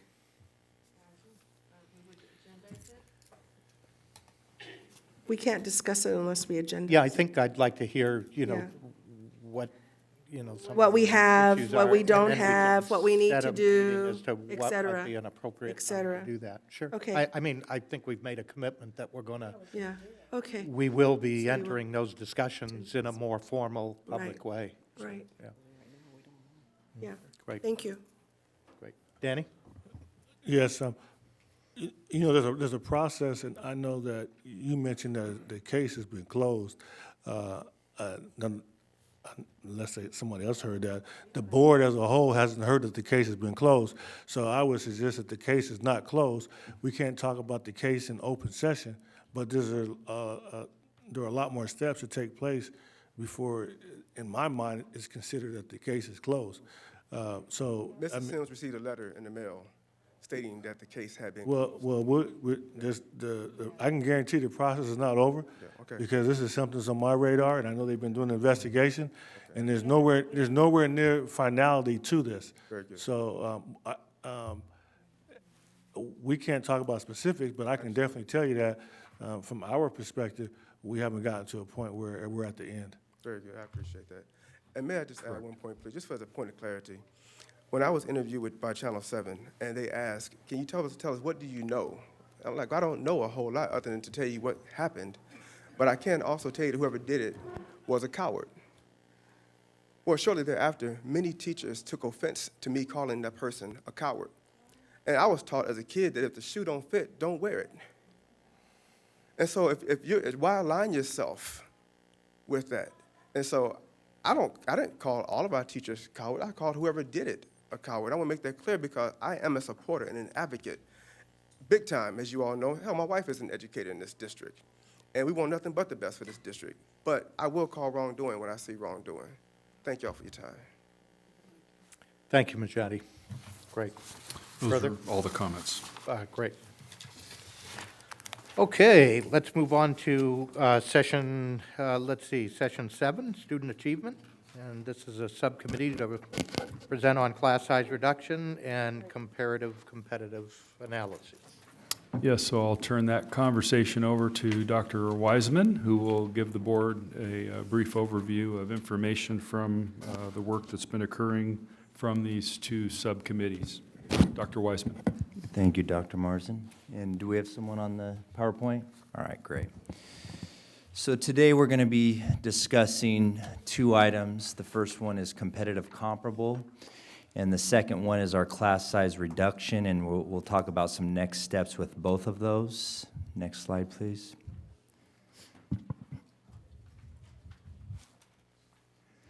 So as the board can recall, on August 18th of 2015, there was a listing of some priorities, and there was a series of processes that the board went through to get to these priorities. And as you'll notice on the screen, two of those priorities, the board had approved for subcommittees to come together to get some work done. And one of them has to do with class size reduction. That's staffing ratios grades 4 to 12, number 4. And Dr. Zamora and her staff have been leading that conversation. And then number 5 there you see competitive comparable salaries. My office has been leading the conversation with that particular subcommittee. Next slide, please. So 2 weeks ago, we had a board workshop, and we talked about the process of competitive comparable salaries. And we had a group of approximately 25 individuals, which included each of the employee groups in our school district, from school police to teachers to classified to managers and substitute teachers, as well as some board members joined us in the conversation over a series of months. And we had two major tasks. The first one was really to define what competitive means to San Bernardino City Unified School District. I know that Dr. Marsden has often said we want to be competitive comparable, but in order to really move us from point A to point B, we needed to know what competitive is here in the San Bernardino City Unified School District. So you guys can see the definition that the subcommittee came up with. It's on the screen. And simply, it states that total compensation, the San Bernardino City Unified School District, we want to be the leading employer. We want to be as good as or better than those comparable school districts. And obviously, the subcommittee knows that this is going to take years to get to that point, but it's the goal of the subcommittee. Next slide, please. Before we go past that slide, you know, I'm glad this came to the board. I really think that the board should have the opportunity to weigh in on things like these type of definitions. But I would hope that we would put, when you say total compensation, you say salary, benefits, and other incentives. But I really think, even from the discussion you have on the previous pages, that maybe we should add, even if it's just in the parentheses, class size. Because class size costs a substantial amount of money. And it's one of those areas where it's going to impact salaries and benefits and incentives. And we've had this discussion already, but I think it definitely should be listed in here somewhere, because it is an item that costs a substantial amount of money. And when we do the competitive, and when we say competitive, we're competing with surrounding districts. Correct. It's definitely an item that should be listed, because it does, you know, we've seen where we have districts that pay more, but their class sizes are bigger.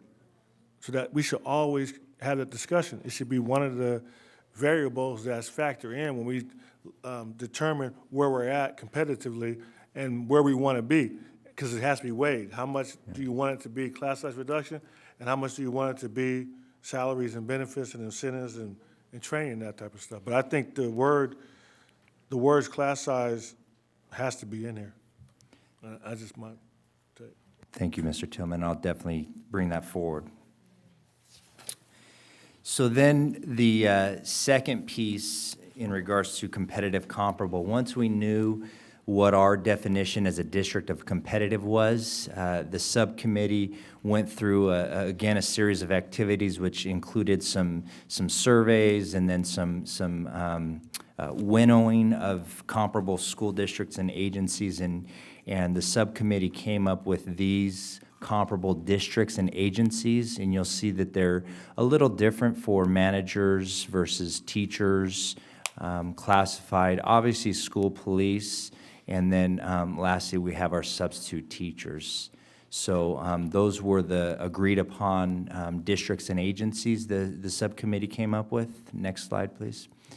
So next steps in regards to this particular subcommittee, we contracted with School Services of California, and I want to commend them for their work.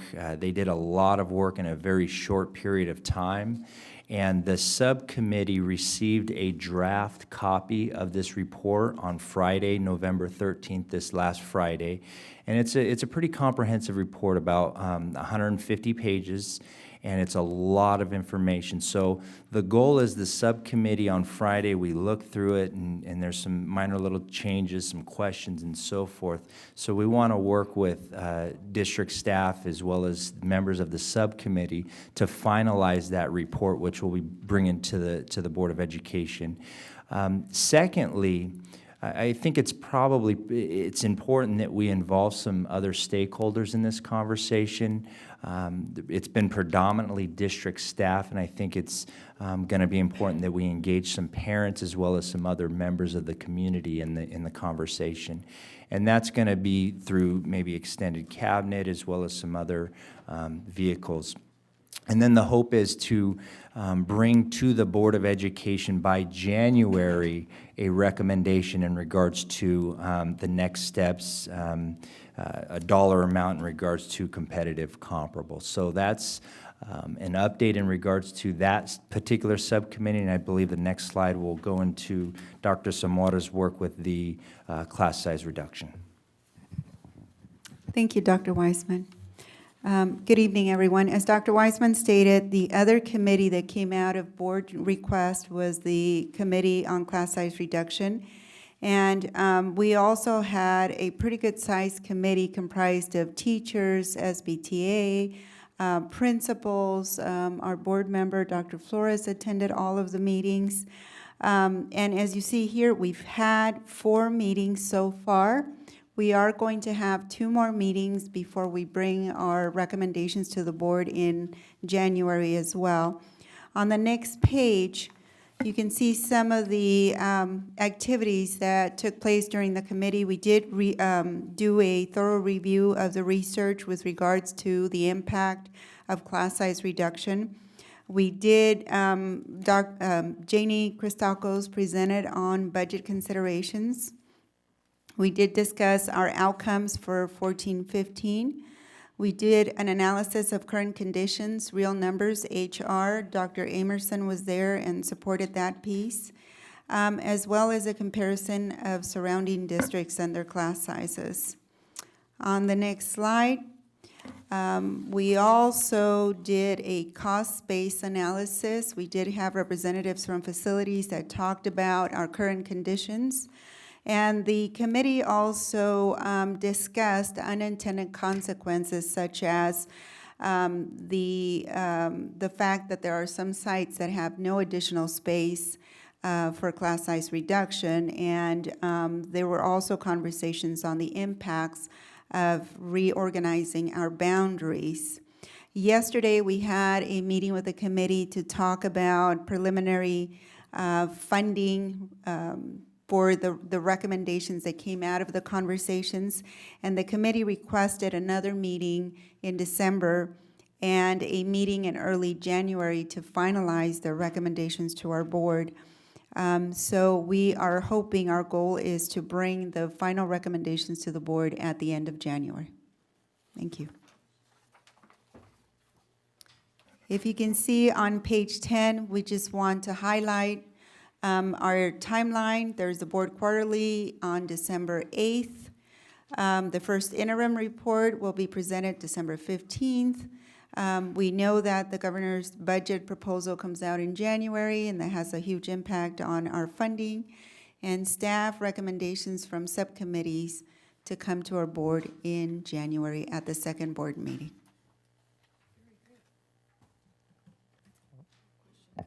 I have a question. When is their board workshop? I'm sorry, maybe I didn't catch that. The board workshop for the class size reduction? Are we having one? For a board workshop regarding the class size reduction? Because we had one for the competitive comparable, and we were able to get more additional information on that. At least I wasn't part of the committee. But I know that that would be helpful because this is very brief, and I don't know what's going on since I wasn't part of it. So I would love to have an opportunity to understand what's going on. You mentioned the cost and space analysis, but I don't know what are the details. It's just. Yeah, we can do that. I That'd would be great. recommend that we do, because it's very complex. It's very complex. Right. yeah.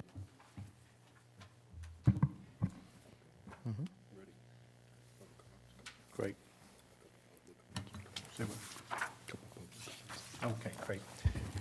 We have a couple more public comments that we'd like to honor. Sorry we missed you guys earlier. Glad you're here. Please welcome, the board welcomes Alexander Madison and Esteban Lozoya. So welcome. Come on up. Speaking on the topic of the San Bernardino High School ROP program.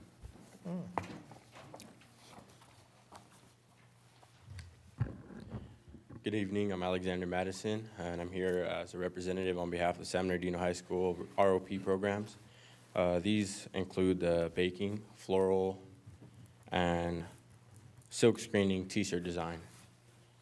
Here we have over 400 signatures on a petition to keep these programs here at the school, because not only do these schools provide a investment in the future of some of the students here at the campus, but also they provide for the community, the surrounding community. For example, the t-shirt design and silk screening program, Mr. Imbriani, they started the program with his father, and he's known as the king of silk screening around. So they do jobs for surrounding schools, such as Cajon High School. He's done multiple jobs for them. Arroyo Valley High School, he does jobs for them and their basketball jerseys. Around campus, he's done jobs for like the Avid senior sweaters and shirts, also the cross-country team. And it goes on to Riley Elementary, and multiple schools and surrounding community can come and benefit from that program. Also the bakery. As you see on TV every week, there's Cake Boss, Cupcake Wars. All these people had to start somewhere. And our high school gives students a chance that maybe not succeed in math or science, and they look forward to going to one of these ROP classes and succeeding and looking forward to what they're going to do later in life. And we're asking that you keep these programs around, because I've been through it and I learned some technique from the silk screening that I would not have known, and I'm able to help out and do jobs for my coach, and it's a big help to him, because there's a lot of shirts to be done in a little bit of time, and to be able to get students involved in that and hands-on experience in each of these classroom settings is very beneficial to them as students gaining skill and knowledge on these subjects. There's been alumni that have succeeded based on their experience from these programs. Lewis Lee graduated in May 2015, this previous year, and he is currently working with Rydell. And he started off doing his own t-shirt designs, and now recently he's got a job working with Rydell. Esteban here, he started off in I think it was 2 years ago in the classroom, and now he is very successful in what he does, and I'll pass it on to him. Hello. Hello. Growing up in San Bernardino, it's not pretty. I wasn't given fair chances. Walking to school, it was being scared of being robbed. I didn't like school. And up until my 11th grade year, when I joined the ROP silk screening, it showed me that there's more than just school. I learned the technique of silk screening, and now, because of it, I have a job, and my life is straight. I really owe everything to the ROP silk screening. It's a great program for those who know that school is not for them. It gives them jobs. It gives them responsibilities that they wouldn't have in a normal life. And I disagree with closing down ROP silk screening. It's helped me a lot, and it's helped many other students that I know. Half of the people I grew up with, graduated with, they all now have jobs because of the ROP silk screening, and bakery helps us get a job right out of high school, something we all need here in this poverty city.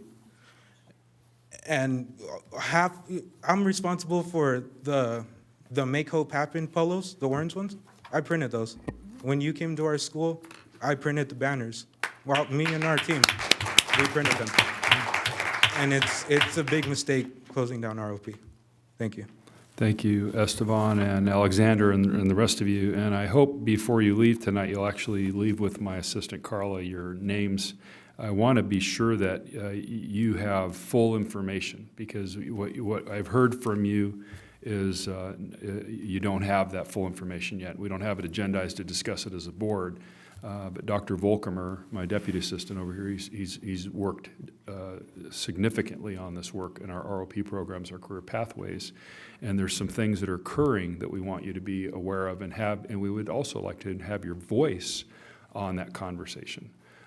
Because what we're actually doing is strengthening and building programs that we have in place now. And so if these programs are able to be strengthened and expanded to the level that we're looking for in terms of the rigor and the quality and preparing more young people for the real world of work, then we want to add and strengthen to those. And so Dr. Volkemer and I will reach out to you, and we'd like to sit down with you and give you the information that we have, and then go forward in terms of next steps with your voice on how we craft strong and strengthen existing programs that we have. I've toured each of these programs. They're wonderful programs.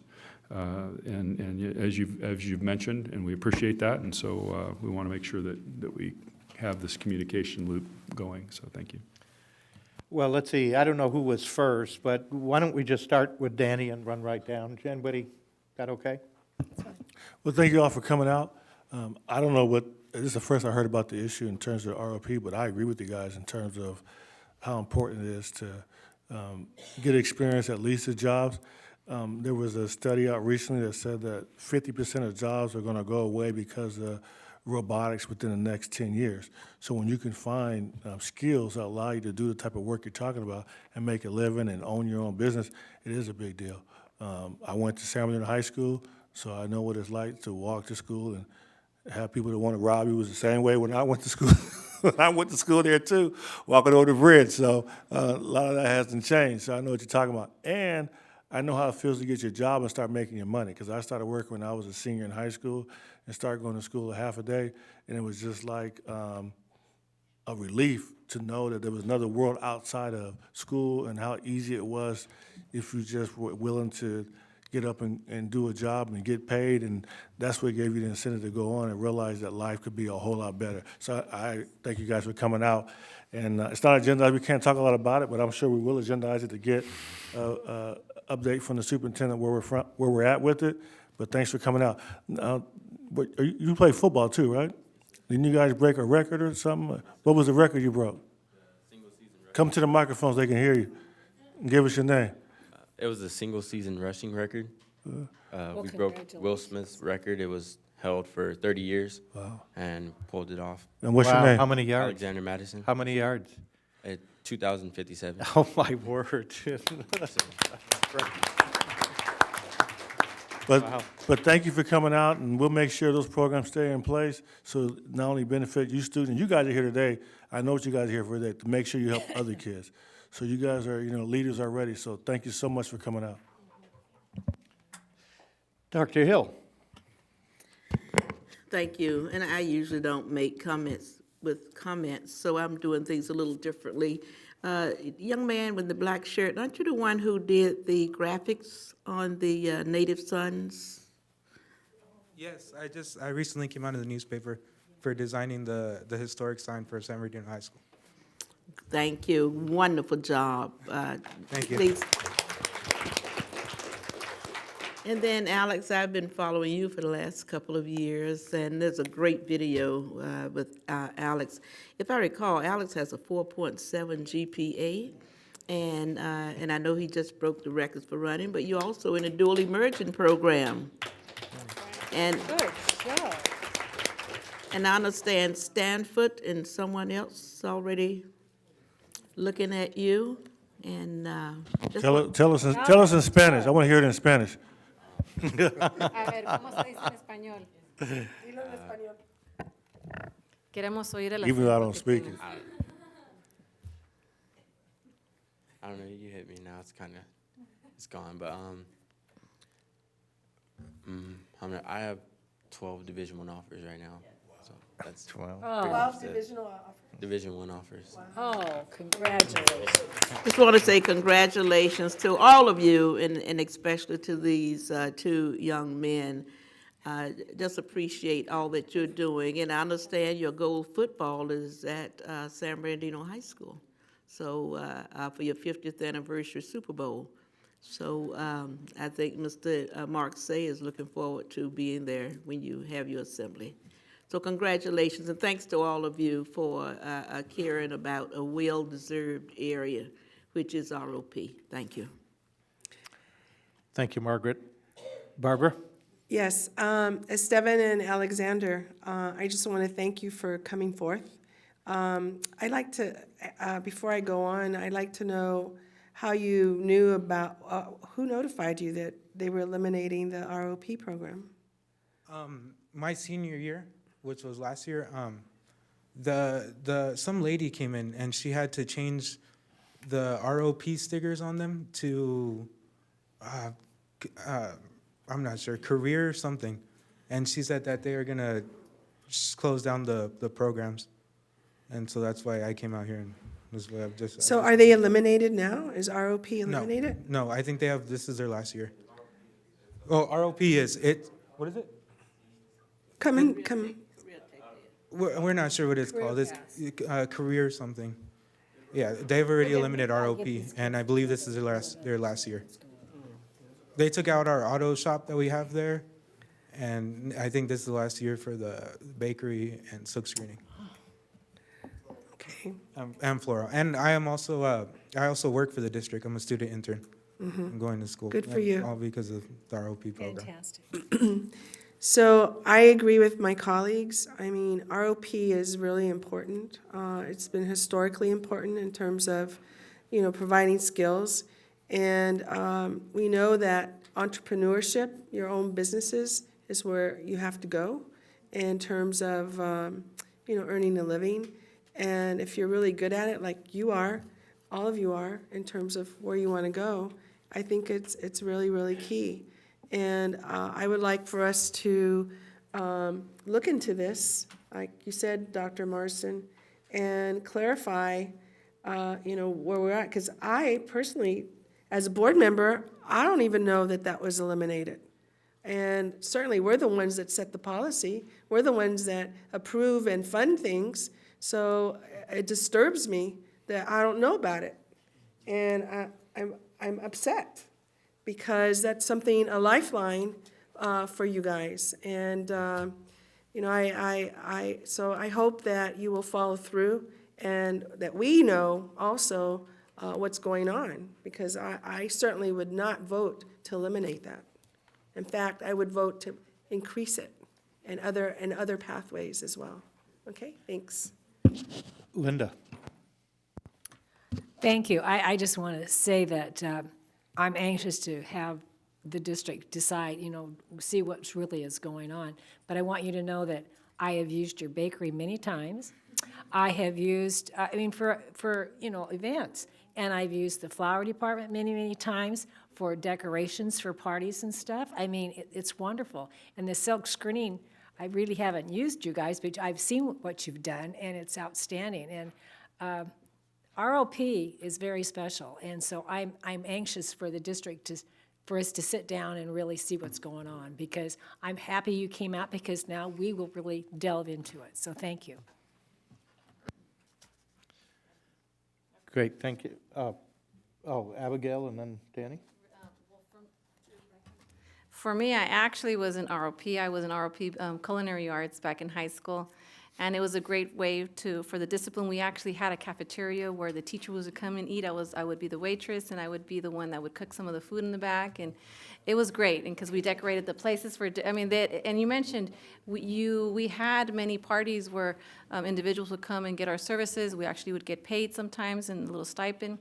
But those were great opportunities that I learned. And I also took ROP, not ROP, it was Auto Shop. But in my case, it was different. I took it because it was one of the leftover classes. But I did get to learn a lot regarding how to change the shocks in the car, although I did not have a car. But you learn so much. And I think in looking at career pathways for students who have a different pathway, and that's what it is. Every student has a different pathway, and we need to provide those opportunities. And so thank you for bringing this to our attention, and definitely we'll find some ways to at least get informed what's going on. Thank you. Yeah, and I want to ask that at some point we get a report back from the superintendent in terms of, especially Auto Shop. I had Auto Shop for 3 years at San Bernardino High School, and it was huge for me. And when I had it there with Mr. Redwine, he would pay us to rebuild engines on cars that we worked on. But it was invaluable. I actually got a job at the county because we changed tires in Auto Shop, so I got a job in a tire shop. We did paint and learned the terminology for the different tools. We had this discussion, so we kind of left it hanging a couple months ago, thinking that we talked about it may be restored, but it goes back to the same thing. 50% of jobs are going to be eliminated. Cars are going to be there. They may be driving themselves, but somebody has to still work on those cars. So I think that's one area that we definitely want to keep. So I hope that at some point the board gets to weigh in on some of these programs, whether we keep them or not, because I think Auto Shop is invaluable. To the point that even if we may be able to offer it for other students in other schools, because a lot of other schools don't have the capacity for a shop and that type of thing. So I think it's something we really should look at, because I know the value that it has. So I'm glad you guys brought it up. Thank you. Thank you very much. Thank you. Dr. Marsden, do we have another? We have another public comment. Ms. Negretti would like to address the board. Welcome, Ms. Negretti. Did you give your name to her? Give your names to her. To Carla. And yourself.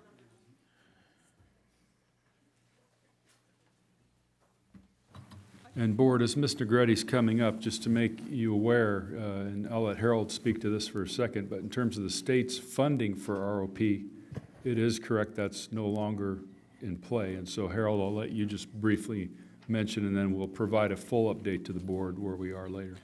With the restructuring of funding in California, ROP was eliminated as a program. And so ROP, for those of you who are familiar with it, is really a county program that those teachers came to the district from the county. They were actually county employees that come to the district. We worked with our teachers, all of our ROP teachers last year, to transition them into district employees. So they went from being county employees working at the school district from the county to being district employees. And I'll give you a full report on this. We asked them and shared with them our intent to move toward career pathways, and said, you have to fit into a career pathway. And so we've asked them to make that transition, and we're working directly with the principals to say, how does this particular program, does it fit, how does it fit, and if it doesn't fit, would you still want to offer it as an elective? So there's been many, many options in regard to this, and we'll give you a full update. Yeah, so thank you, Dr. Wilkemer. Ms. Negretti, welcome. Welcome. That was just my comment. I wanted to make sure that everyone's aware that it's not just happening at San Bernardino High School. This is going on district-wide. All of your ROP teachers are completely in limbo. They don't know whether they'll have a job at the end of the school year. Just to bring that to your attention. I had more to share, but I didn't put it in there. But as I shared before, I realize that there's so much that doesn't come through you or is not placed by you. But I'll reach out to you via email regarding other concerns. Thank you. As far as the Arroyo, when I came here the last time, nobody has reached out to me. So just to make you aware. I want to ask a clarifying question, just because I didn't know if I heard you correctly. So this is happening at all our high schools? At all your high schools. Your ROP going on at Cajon, ROP going on at Arroyo. It's going on at, not just San Bernardino, going on district-wide. Okay, They have no idea whether they'll be back next year or not. okay, thank you. All right, thank you. Conclude our Those are all our public comments piece. Okay. Let's move on to session 8, and that we'll go to 8.1, and that's report by San Bernardino Teachers Association.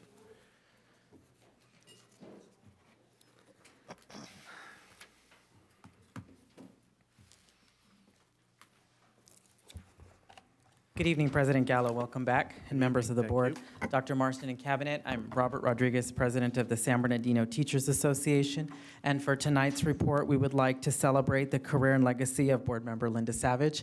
On behalf of the San Bernardino Teachers Association, we want to thank you for your years of service, your commitment to our students, our schools, our teachers, and for the fine arts. And we have a promise to you that we are going to continue your work on making sure that music programs are included in our schools. I remember you used to come into my classroom as a docent, and so the type of work, we're gonna make sure that that's still around. So we have a gift for you, and every year we have a Monty celebration, which stands for many of our nation's top educators. And so what we do is every educator gets to come up and they report their years of service, and we give them a bell. And at the very end, we have a ceremony ringing of the bell, and we celebrate all the years of contribution of years of service we have to education. And so we have your bell for your retirement, and we have an invitation for you. In the spring, we host our Monty Award. The board and the cabinet are all invited. It's a well-attended event, and we would like you to come back in the spring and be our mistress of ceremony.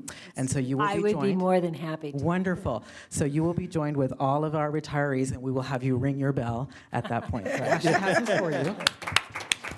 Thank you, Robert, and thank SPTA. I mean, you guys have been so good to me, so thank you so much. You've been very supportive of me all the way through the years, and I thank you very much. And you talk about the music. I want to tell everyone, if you're not aware of it, tomorrow we will begin the first docent training program for the music in the schools. Wow. Tomorrow at 9 o'clock. Wow. So we have 2 dates. We have one tomorrow, and then I think it's December 12th, I believe, are the 2 dates for the music docent program. So thank you. Thank you. A couple of other items we wanted to highlight. Tonight you received the report on the competitive comparable salaries and the class size reduction committees, and we've been heavily involved in both of them, as well as the assessment committee and the professional development committee. And so we want to thank you for your continued support on that. And to Mr. Tillman, thank you for keeping the conversation about class size alive. We have made the argument several times that that is something that makes us competitive and comparable.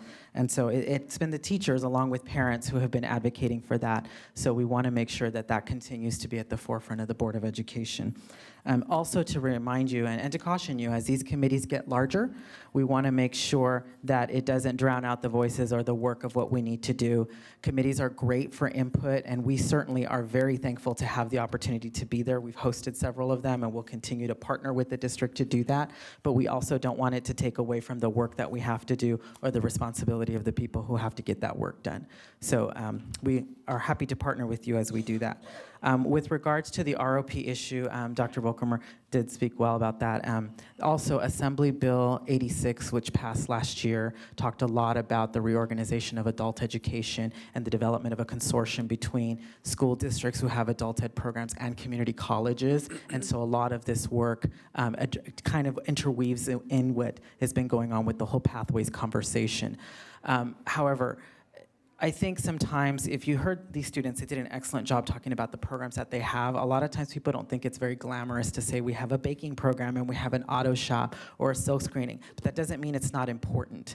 And so while we've said, okay, it needs to fit into a pathway, we have a lot of money there. If someone decides, well, that's not the type of program that fits our pathway, then it disappears. And so we have to make it a priority to put the funding there so that we continue to provide those programs, because we also have them at Arroyo Valley High School. And that conversation's also taking place about you may not have a home next year. And that doesn't mean that it's not a need for our kids or our community. So, thank you. Thank you. Thank you, Robert. Thank you, Robert. Okay, let's go on to item 8.2, report by California School Employees Association. Any representation? I see Carl. Yeah, I know he said he may not make it. Report by Communications Workers of America. Come on down, Ron.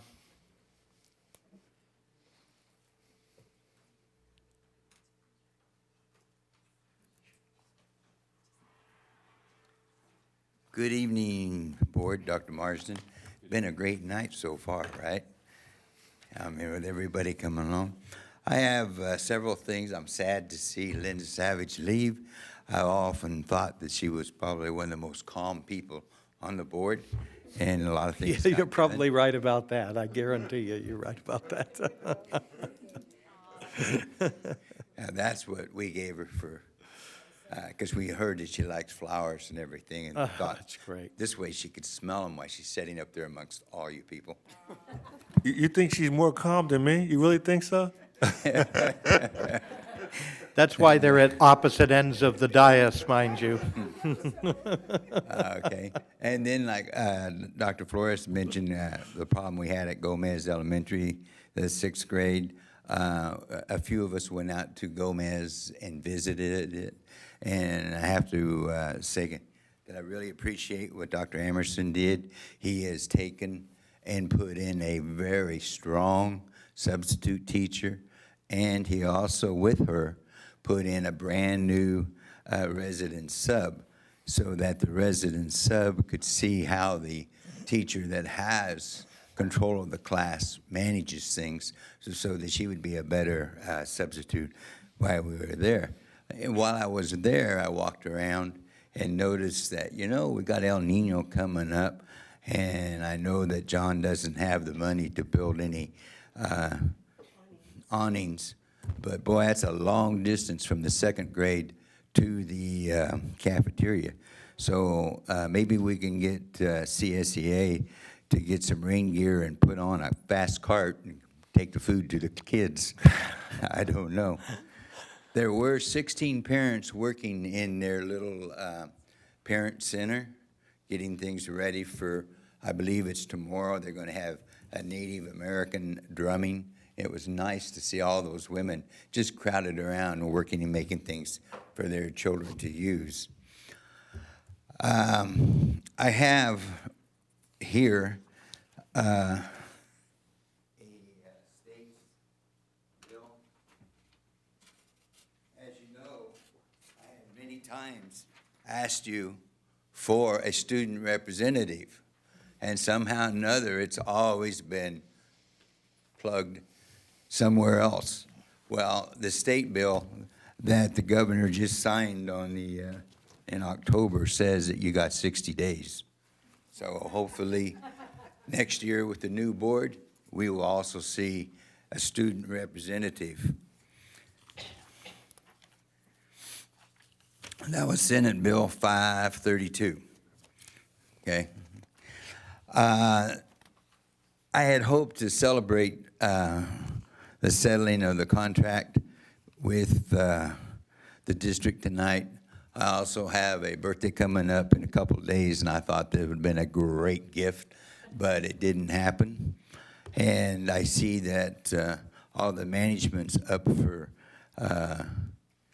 their wage increase, and I hope you kind of hold off their wage increase until the substitutes can also celebrate theirs. That's all I have. Thank you. Thank you, Ron. Thank you, Ron. Let's see, item 8.4, report by San Bernardino School Police Officers Association. Any report tonight? Way to go. Thank you, Board. I sound terrible. I've been ill for 5 days. My name's Josh Barkdahl. I'm the treasurer of the POA. Thank you all to the Board for the approval of the MOU earlier in the evening. It's very much appreciated. I also wanted to speak to, we were involved in the pay scale study that Dr. Wiseman had prepared. We were part of the committee that was reviewing it on Friday, and we're looking forward to continuing to go through that review, because I think some of the information is very important, and to see it in black and white, I think will show some of the disparities that our officers have been speaking to over the past years. I'm also happy to announce that next month, the POA will again be doing our annual Christmas toy drive that we do each year with one of the elementary schools. It's a very successful program that we've been running for, I believe, 5 or 6 years now. I met with the principal of Fairfax this morning, and we are tentatively scheduling it for December 16th.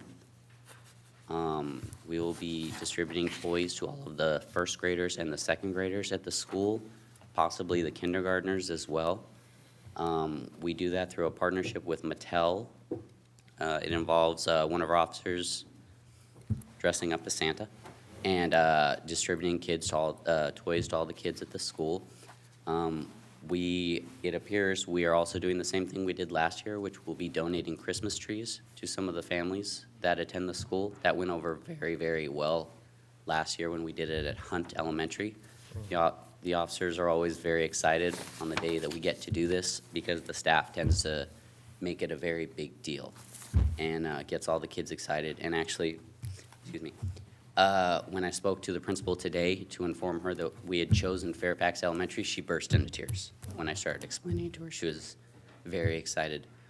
If any of the board members are interested in donating any toys or funds for us to provide toys, as I said, we purchase all of our toys through Mattel. And as I said, we will accept any donations. We are a 501c5 organization. So if any board member is interested in doing that, they can reach me through district email. It's joshua.barkdahl at whatever the rest of the email address is. I don't know if any board members had any questions before. What time and what schools are you going to? We just choose one elementary school each year. Okay. This year, we chose Fairfax Elementary. It is tentatively scheduled for December 16th, which is a Wednesday, at 9:30 in the morning. We try to do them in the morning because as the afternoon progresses, it becomes much more difficult for officers to leave wherever they are in the afternoon, because we tend to get busier, and we try to get as many officers as possible to come to the site, because we have the That's Santa and we have officers that drive in a motorcade with lights and sirens and Oh, cool. Okay, Do you that. take donations? We do. Yes, Okay, all right, okay. Yes. Donations of toys is easiest. Just donate toys. Toys, yes. Donation of toys is easiest. Yes. And where do we take them? You could take them to the station. To your station? Okay. Yes. Great. Yes, we'll accept donations there. As I said, we'll be concentrating on the second graders and the first graders. Normally, we just do one grade, but Fairfax Elementary only has 2 classrooms of second grade, so we expanded it to first, and we're attempting to also include in the kindergartners. That was the principal's suggestion. She's going to also try to get donated toys, but it makes it easier if we just concentrate on a specific age group. It makes it easier to know what kind of toys. Next week, I'll be getting a head count of the school, so I know how many toys we should purchase. So, did any other board members have any questions about that? I know personally, I've run this for a few years. I personally get very excited about this particular project. I like it. I'm not the Santa, because he was actually here earlier. Officer, no. Yes. Last year it was Officer Ariano. I believe he will be the Santa again.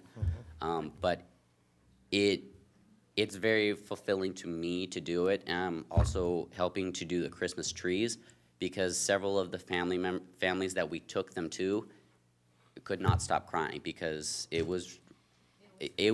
very much hit me to my core when you would go, and I know I'm about to run out of time, but to go to see families that really had not a lot and to provide a Christmas tree was very fulfilling personally to me. Any other questions? Great, thank you, Josh. Appreciate it. Nice going, great report. Okay, let's see, report by San Bernardino school managers. I see Daniel, no? Okay, if not, we'll move to superintendent board protocols. And I got a note here, it's actually number 11, and I'll just read it to you. Board members and superintendent will differentiate between administration and governance and will respect the roles of each other. Any comments? That's a good one. In fact, Linda made that very clear in your final comments. Yeah, you did great. Any comments on that? Okay, we all agree. All right, let's move on to the next one. We'll skip past item 8.7, comments by board members, and move on to item 8.8. I guess not. Okay, let's go down this way, start with Linda, and we'll move right up the chain here. I just have to say thank you to all of you. And I want to say that to Linda in the communications, the video was unbelievable. That was beautiful. Thank you so very, very much. Thank you for my travel bag. You know, I love to go to the beach and do all kinds of things with my name on it. And I didn't have a chance to look at all those cards, but boy, Phil and I are going to have a great time. That was wonderful. Thank you, thank you, thank you. And the flowers and all. But just organizing this evening, you guys did a good job. I mean, I'm absolutely overwhelmed. I'm going to really, really miss you guys. But you know, there comes a time that you know it's time to step somewhere else. And so that's where I'm going right now. But I thank you. I feel extremely happy, and I mean this sincerely, with Gwen and Scott. You know, things are going to be great. You know, I mean, it's wonderful. The board's going to stay the same. So I'm just thrilled because we couldn't be better. So thank you so very, very much. And of course, you still get me next time. So thank you. Bye-bye. Right, thank you. Thank you, Linda. Barbara? I only have two things. I just Wow. want to report. Only two. Yeah, except these are going to go on for at least No. 15 minutes. No, I just want to share with the board that I went to La Cosecha conference. It was spectacular. It was dual language, only dual language, and 2,500 people attended from all over the United States. And Mrs. Alva and Mrs. Ochoa went, and Ken Martinez. Great. And I got to meet with them, and I also attended a lot of workshops. It was great. It was just really, really, and I won't report all the different stuff, but I mean, just the knowledge and so forth. And I think we're on the forefront in terms of where we're at in our district and with our multilingual, multicultural initiative. Thank you, Dr. Samora and Dr. Marsden for spearheading that. And we are ahead of the curve in doing that. And I really recommend that next year we submit proposals so that we can go and share what we're doing, especially with the initiative. And the second thing is I'd like to invite everyone tomorrow. San Bernardino High is having the 3rd annual Latino History Bee at 5 o'clock. And Consuelo Kickbush will be the MC. And I'm going to give like a 10-minute keynote. And I think Dr. Marsden will be there. And so I think we need to publicize that, Linda, because I think we're the only ones in the nation that have a Latino history bee, seriously. And CABE is co-sponsoring it. That's great. It was a unanimous decision. So I think we should be very proud of our firsts and so forth. But I think, you know, New York Times should know it, LA Times should know it, San Francisco Chronicle should know it. Hopefully the Sun. The Sun, I hope the Sun knows it. Yeah. So anyway, that's it, thank you. Great, thank you, Barbara. Gwen, you're up. I get to talk this time, huh? Yes, ma'am. I probably should have mentioned this earlier, but I did get a chance to tell him several times. On Saturday, I worked with Dr. K and Chord Enrichment Program, Edwin Johnson, and we had a Stop the Violence event, and it was very, very good, very engaging. I personally want to thank Linda Bardier for getting some flyers together, Chief Polino, who was on the panel, and Dr. Mitchell.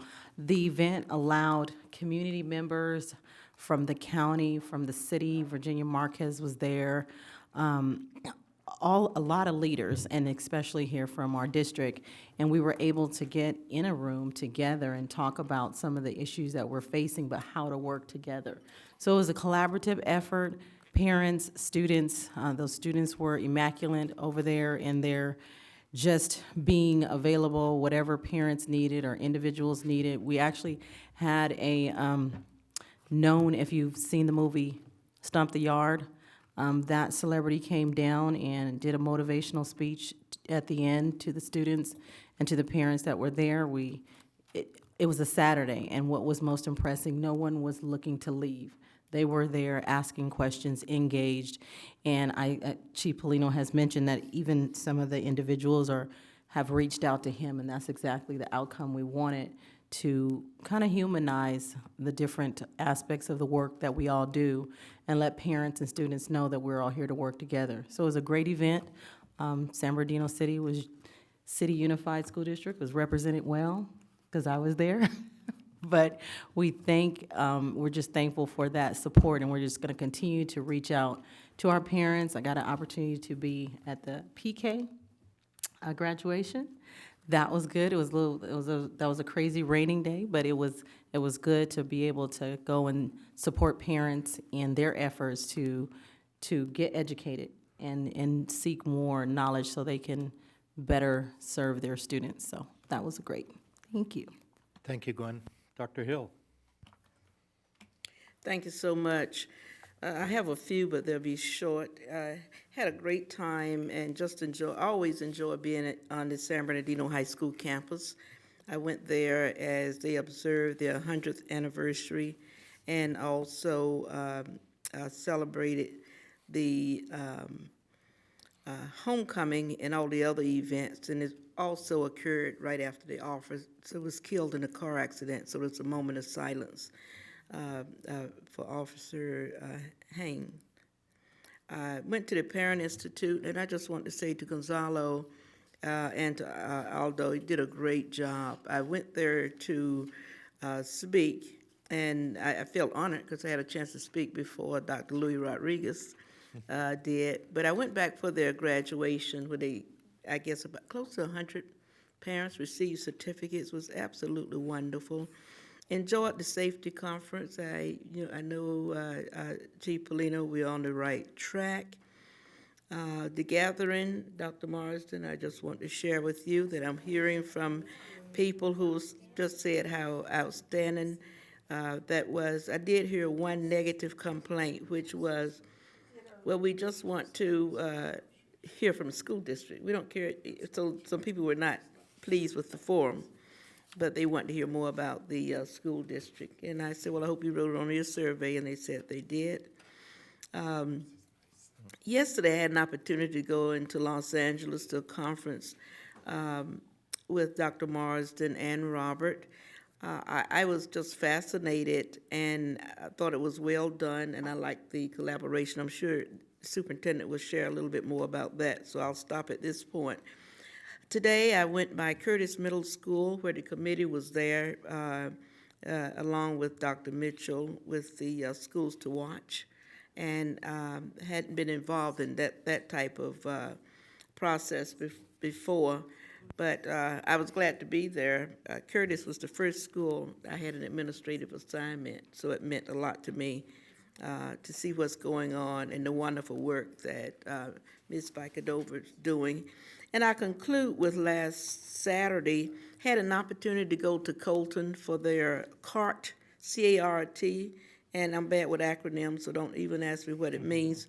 But Officer Randolph with this Colton Police I had a program a few years ago where for Colton, they worked with students who maybe ordinarily we might give a citation or we might suspend, but it's something like a boot camp, and it's on a Saturday. They bring out these speakers from the district attorney's office, just people just to talk to these young people. Well, the program has been recently resurrected with the new police chief in Colton, and there were a big group of parents. Unfortunately, I had just gotten there when one of our parents came up and gave me a hug, so I knew one of our students was there. But I believe, Chief, we have, about 20 students participating in the program, and I believe it's a 6-week program, and this is in lieu of some of the things we talked about. So I just want the people who are working with the discipline know there are a lot of good things going on. And I know Ray Culberson has been working with Judge Marshall, who's a juvenile court judge, and some other people in also making sure our kids won't have these types of negative things on their records. So whereas, and I just want the board to know specifically, whereas you don't hear of everything, there's a lot of good things out there in place that they're working on. But, you know, until they finalize what they're doing, I'm sure they don't want to share that until that. But just want you to know some good things are going on. But it has been a good month. And my last one, I just want to say congratulations to the men who are growing the beard in support of cancer awareness. So thank you so much. And I'm just so happy to announce that as of November the 8th, it's been 5 years since my cancer. So thank you so much. And I'm just proud of all the men. Well, even those of you who didn't, who's not growing a beard. Maybe it's for a reason, but I'm really proud of those of you who are growing a beard. Thank you so much. Thank you, Margaret. Thank you. And Abigail? actually, my sons who, they know about it, and they told me, Mom, look at my whiskers, because they have like little hairs here and there. And Did it's they like ask you to grow a beard, You know what, I already Abigail? beat them, because you know with us Latinas, some of us, we just have to back it up. It's all right. It's okay, you know what, sometimes we have to do what we have to do. But my sons will really. Wow. We do competitions with my kids. They sometimes say, Mom, okay, you're going to have to start pulling those ones off. Anyways, okay, I'll change the subject. But it is true. My boys are definitely supporting it with their little whiskers, and my husband as well. So definitely for a good cause. San Bernardino, with Eric Vitier, I wanted to say I went to his meeting today. He's on it. Eric Vitier is with the emergency management piece. They did the San Bernardino City flood working group. It's good because they're preparing for an El Nino. For anything that you want to do, you want to make sure what have we learned from the past, and how do we prepare. And so he was preparing with it. He had a PowerPoint. He had many from different school sites there. San Bernardino, since from previous years, we have to learn what happened to San Gregorio High School, Bonnie Ol, there was Serrano at one point with the mud issue. And so they were looking at, yes, it was a lot of, and even Pacific at one point, he showed us pictures of the flooding of the theater. And one of the ways of preventing it, he's trying to do is by looking at also educating families and preparing, and also looking at what they can, what these where it accumulates with leaves, and checking out these, I forgot how he worded it. The drains, yeah. And all these issues where all the mud can actually pile up really thickly over it. And anyway, so it was a great meeting. I'm so proud of our district that we're preparing this early on. And we know how bad it can get. So that's definitely a bonus piece. And I want to thank Eric Vitier and the whole team and the school sites that are preparing for this for our children in our district. The other thing I'm really excited, because, you know, the arts. The arts is definitely a big bonus piece. And there was Dr. Ernie Garcia and his wife Dottie both had a wonderful event, and along with the San Bernardino Arts Center. It's a new vision and prehistoric property. Actually, it It's they restored an old adobe structure that housed the fire department at one point. And the water department. And it's a beautiful building, and they did so much work on it. And it had been trashed, right, it had been trashed. And now they have it where they have different rooms, and they're gonna create an arts center there for music, for all sorts of arts. And I love it because you got to see kids' arts that were there on the walls. And I mean, they did a wonderful job, and that's something that we need to be proud of in San Bernardino, that we're not all negative, like there was mentioned beforehand. We're doing many positive things, and this is definitely one avenue with the dedication of the location here in San Bernardino off of East Street. So I'm very proud of that we're doing that. That's basically it. Thank you. Thank you, Abigail. Danny? Yeah,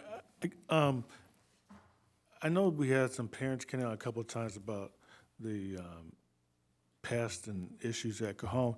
Have we done any extra work in terms of eliminating mice, and are we going to send a team out there, or where are we at with that? What we're going to do is we're going to actually meet with the parents with the concerns and tour the campus, and so that we'll all have an opportunity to observe what they have, and then whatever we need to do, we'll be able to share it with them. I think we probably ought to do it pretty soon. I know my son told me he saw a couple of mice in a couple of his classes, so there might be an issue out there. Yeah, we definitely are engaged in it with the parents and the principal and getting it corrected. And in instances like that, will we bring in outside vendors to take care of it? Well, we have to verify what the challenges are first, and then we'll take appropriate action. If it is related to pests, that is something that we can do internally in the district. So we'll take appropriate action for the level of infestation once we verify it. Okay. I'd like to get an update on where we're at with it. I appreciate it. Sure. Thank you. And I want to say congratulations to Cajon High School's football team. I know they're in the playoffs, and they beat the last team pretty good. They have a game this week. A lot of school pride there at Cajon. And then, like Margaret said, we attended the event at San Bernardino High School, and I just can't say how excited I get about seeing all of our music programs, even tonight with the singing and to see a band and a choir perform together, that takes a lot of coordination, a lot of practice, and so I don't take it for granted because I've been involved in those type of things. So, and then to hear Richardson's band, and then at San Bernardino High School, I actually got to hear their band. I just hope we keep supporting those things, and then especially in terms of Linda Savage's legacy, make sure we keep those things alive and going. And last, I did meet with Mickey Chehusky, and they're excited about the youth court program. I know you guys, that's under Dr. Mitchell's area, but I think it's definitely an area we should exploit. If you got Mickey Chehusky and Patty Taylor and Rebecca all working on that program, just from a political perspective, you guys got a gold mine there. I mean, it wouldn't be hard to convince Robert and them to go along with it, I don't think, because they're like the godfathers of SPTA. Godmothers of SPTA. But I just think it's a great opportunity, and we should expand on it. And to me, it's a low-hanging fruit and an easy win. And thank you, that's it. It's great. Thank you, Danny. Barbara promised. I know. 20 I just seconds. want to, he sparked something, memory. I just want to thank Dr. Volkemer for finally getting the truck. The parents reported that we're getting the truck to transport For the instrument. all of the musical instruments. Oh, you did, huh? So, pardon me? Oh, John as well? That's great. Okay. So just kudos, because we, as a board, support the drumline, and it's ridiculous that the parents have to pay to rent a car or a truck to transport our kids' instruments. So, but I want to know when. I want to know the date. Soon? Yeah, it's on order, I believe. It's on order? Well, how soon? It's not a Volkswagen, is it? I'm just kidding. It'll just depend on the vendor being able to deliver The it. vendor? We'll try to get a timeline for you. Do we have to approve it? Or we already approved it? You've already approved it. We've already approved Yeah, it? it's just Okay. it just goes through the purchase order. So tell them before Christmas, like a nice Christmas present? Absolutely. Okay, good. That's great. Thank you. Let's see, just two things. Bing Wong and also Indian Springs High School had a showcase on the various projects and career pathways and opportunities. They had, I want to say, a couple of hundred people at Bing Wong Elementary, and shared with the parents and shared with the, they had industry partners there, et cetera, et cetera. It was great. Bing Wong's doing some great stuff along with many of our schools in the career pathway work. And Indian Springs actually had their first business advisory council for the advanced manufacturing program that they have, and had companies like Haas Corporation, world's largest manufacturer of CNC machines, Ingersoll there, manufacturer of big tools and big systems and aerospace systems and things, and a number of businesses represented, including Technical Employment Training, Inc., my nonprofit and things. So it was a great meeting, and good advisory, good support. It was a recap of the whole program, got a tour of the program, and this is unique in the country. I'm telling you, this is. I don't know of another school in the country that actually has the state-of-the-art equipment and technology that our kids are getting to experience every single day. So congrats to Dr. Alan Kay and for Indian Springs High School, along with Bing Wong. And that's it for me. Dr. Marsden. You bet. Just a couple quick pieces. Attended with Margaret, as she mentioned yesterday, at the LA Chamber of Commerce, the California Council for California Labor Management Initiative. I was reading the wrong note here. And this was an exciting opportunity. You know, Robert was with Margaret and I, and we got to talk about our own collaboration within the district, but then also heard from other districts who have been building on a foundation of collaboration for many years. ABC Unified, for example, shared their story and their process. Corona Norco shared their story and their process, how they've come into an interest-based framework for their discussions and collaboration. So I felt it was very positive. Robert and I know left better people for it, and stronger in our commitments and next steps as we strengthen our own communication and relationships and planning together. You know, I think one of the biggest things for us as a district, and this ties into the chapter that you have for our reading as well, getting focused. You know, part of this collaborative effort is including people in the very beginning of the conversation. You know, even some of the topics that hit the board dais tonight, there's probably many points we could do a better job as an organization communicating with frontline employees, with our unions, with you as board members, from the very beginning when you're getting the map out to decide where you're getting ready to go.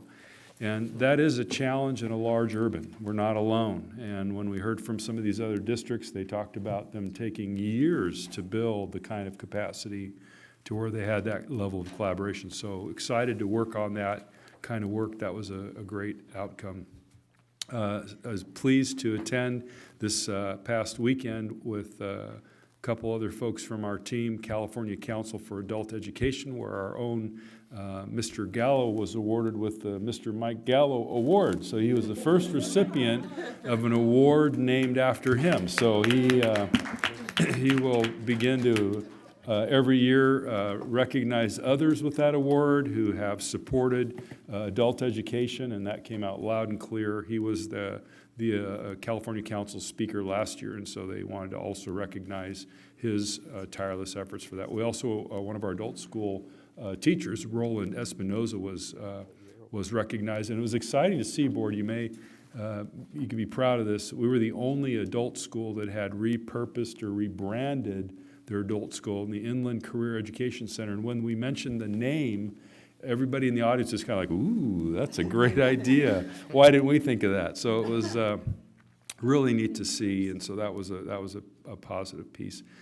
And then last week, Dr. Zamora and Gonzalo Avila joined me for a California collaborative meeting. This was with 5 of the largest urban districts, Sac City, Long Beach Unified, the superintendent and his team were there, Fresno, and a few others. And the topic was the LCAP. And the discussion was with Michael Kirst, our State Board of Education president, and Irene, one of the other board members there, several professors from Stanford, excuse me, and a number of other colleagues talking. And I'll tell you, our input on the LCAP process, I think will have a good change on what the state does going forward, because there's a lot of feedback that the process actually was very cumbersome and slowed us down in a lot of ways, and there's some ways to streamline that, yet strengthen accountability, and so we'll look forward to the outcomes from that. And then finally, Mrs. Hill hit a record mark, and I'm going to have her speak to it, where she earned 3 awards in one night. So Oh, Dr. my Hill, word. you're going to have to tell the board That's what gotta those be a are. new 'Cause record. That has to be. Thank you. I felt honored and felt the need to go home and check my blood pressure. But last Saturday, Sigma Gamma Rho sorority honored 3 of us for our work with youth.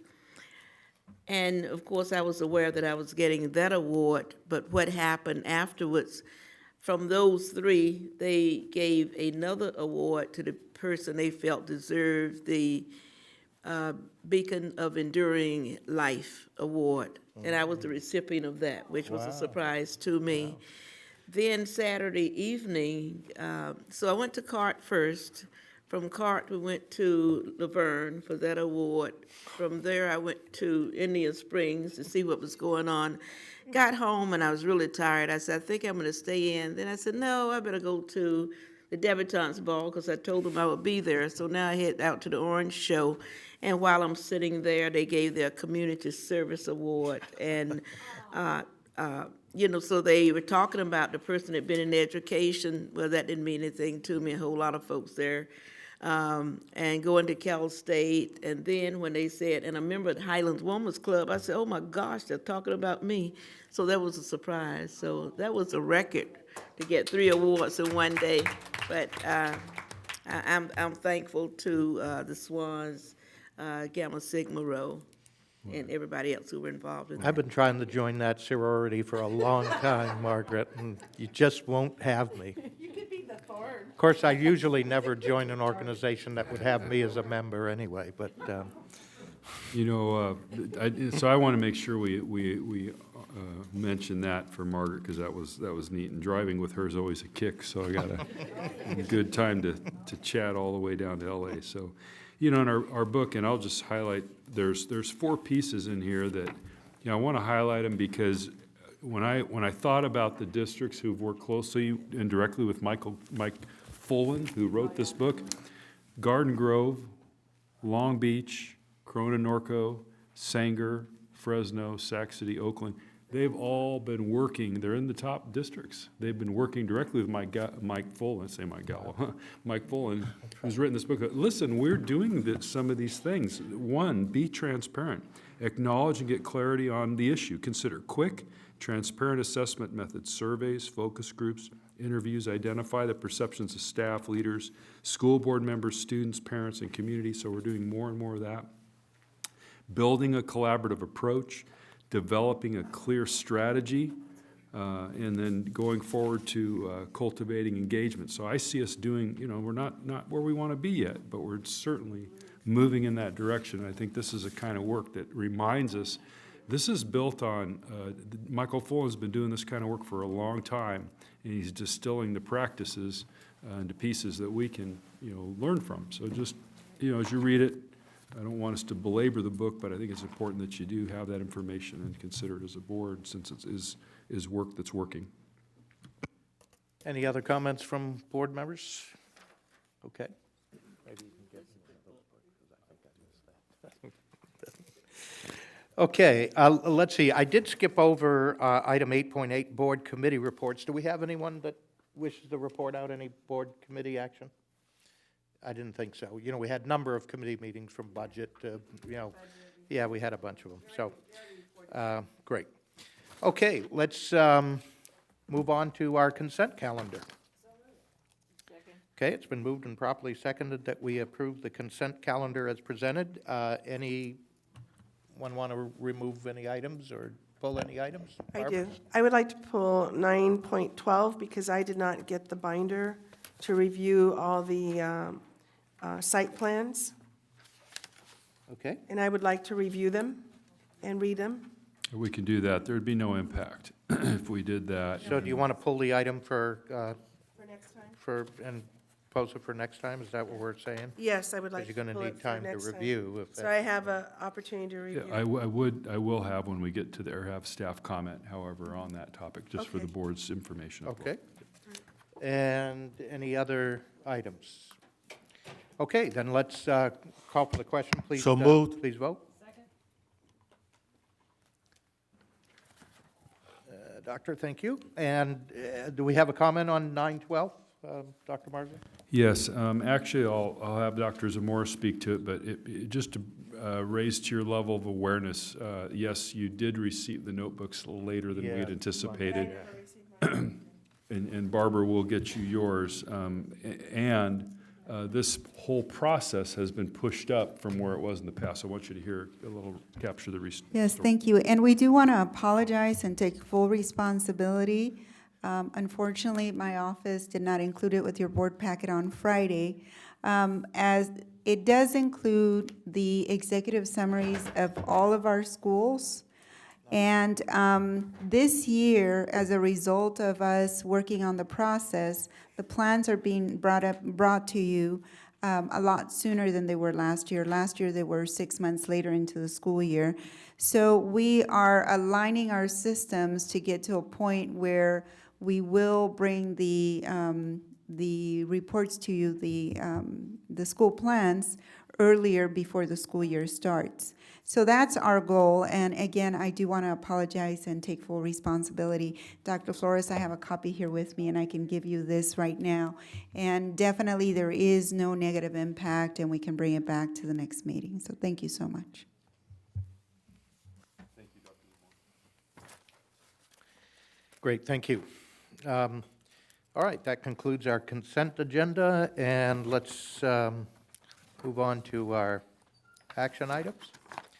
10.1 is approval of amendment and extension. Let's see, we're going to... Earthquake. I'm sorry, which one? What are we on?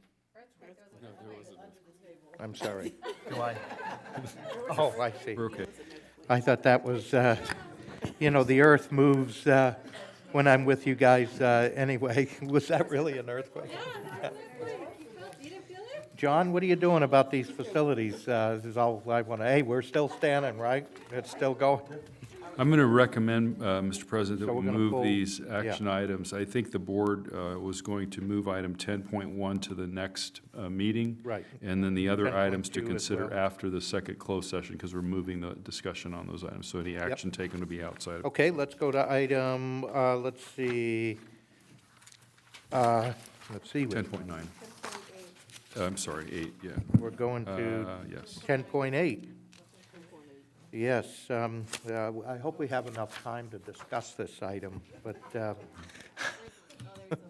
As presented, Mr. Galvin. So moved. thank you so much. Been moved and properly seconded that we approve the controversial personnel report. Let's hurry up. Please vote. Mr. Tillman? Thank you. And 10.9, top 10. So moved. Moved and properly seconded that we approve the top 10. Please vote. And thank you. Future agenda items, item 10.10. Second. Okay, it's been moved and properly seconded that we approve the future agenda items. Please vote. Great. Ms. Medina, There we go. got to get yours. There we go. Okay, and follow-up requests, item 10.11. So moved. Okay, it's been moved and properly seconded that we approve the follow-up request. Please vote. All right, and we will move into closed session, and we will report out. So we'll see you shortly. Let's call the meeting back to order. Hereby called to order. And we'll do report outs from our closed session. Dale, do you want to Yeah, initiate? you bet. So first, the board would like to continue the discussion on amendments and extensions of contracts for assistant superintendents, CBO and deputy superintendent to the December 1 board meeting. So no action taken on those items. Okay, and we have a couple of actions taken. Be it resolved that the Board of Education approves the appointment of the following employees. Anna Applegate, Director, English Learner Programs, Secondary, effective date, work year, and salary to be determined. Funding code is 035. And Randy Clyde, Elementary School Vice Principal, effective date, work year, and salary to be determined. So Funding moved. code is also 035. Second. Okay, it's been moved and properly seconded that we approve the appointments as read. Please cast your vote. Great, unanimous approval. Congratulations to our new appointees. And do I have a motion to adjourn? Okay, meeting adjourned.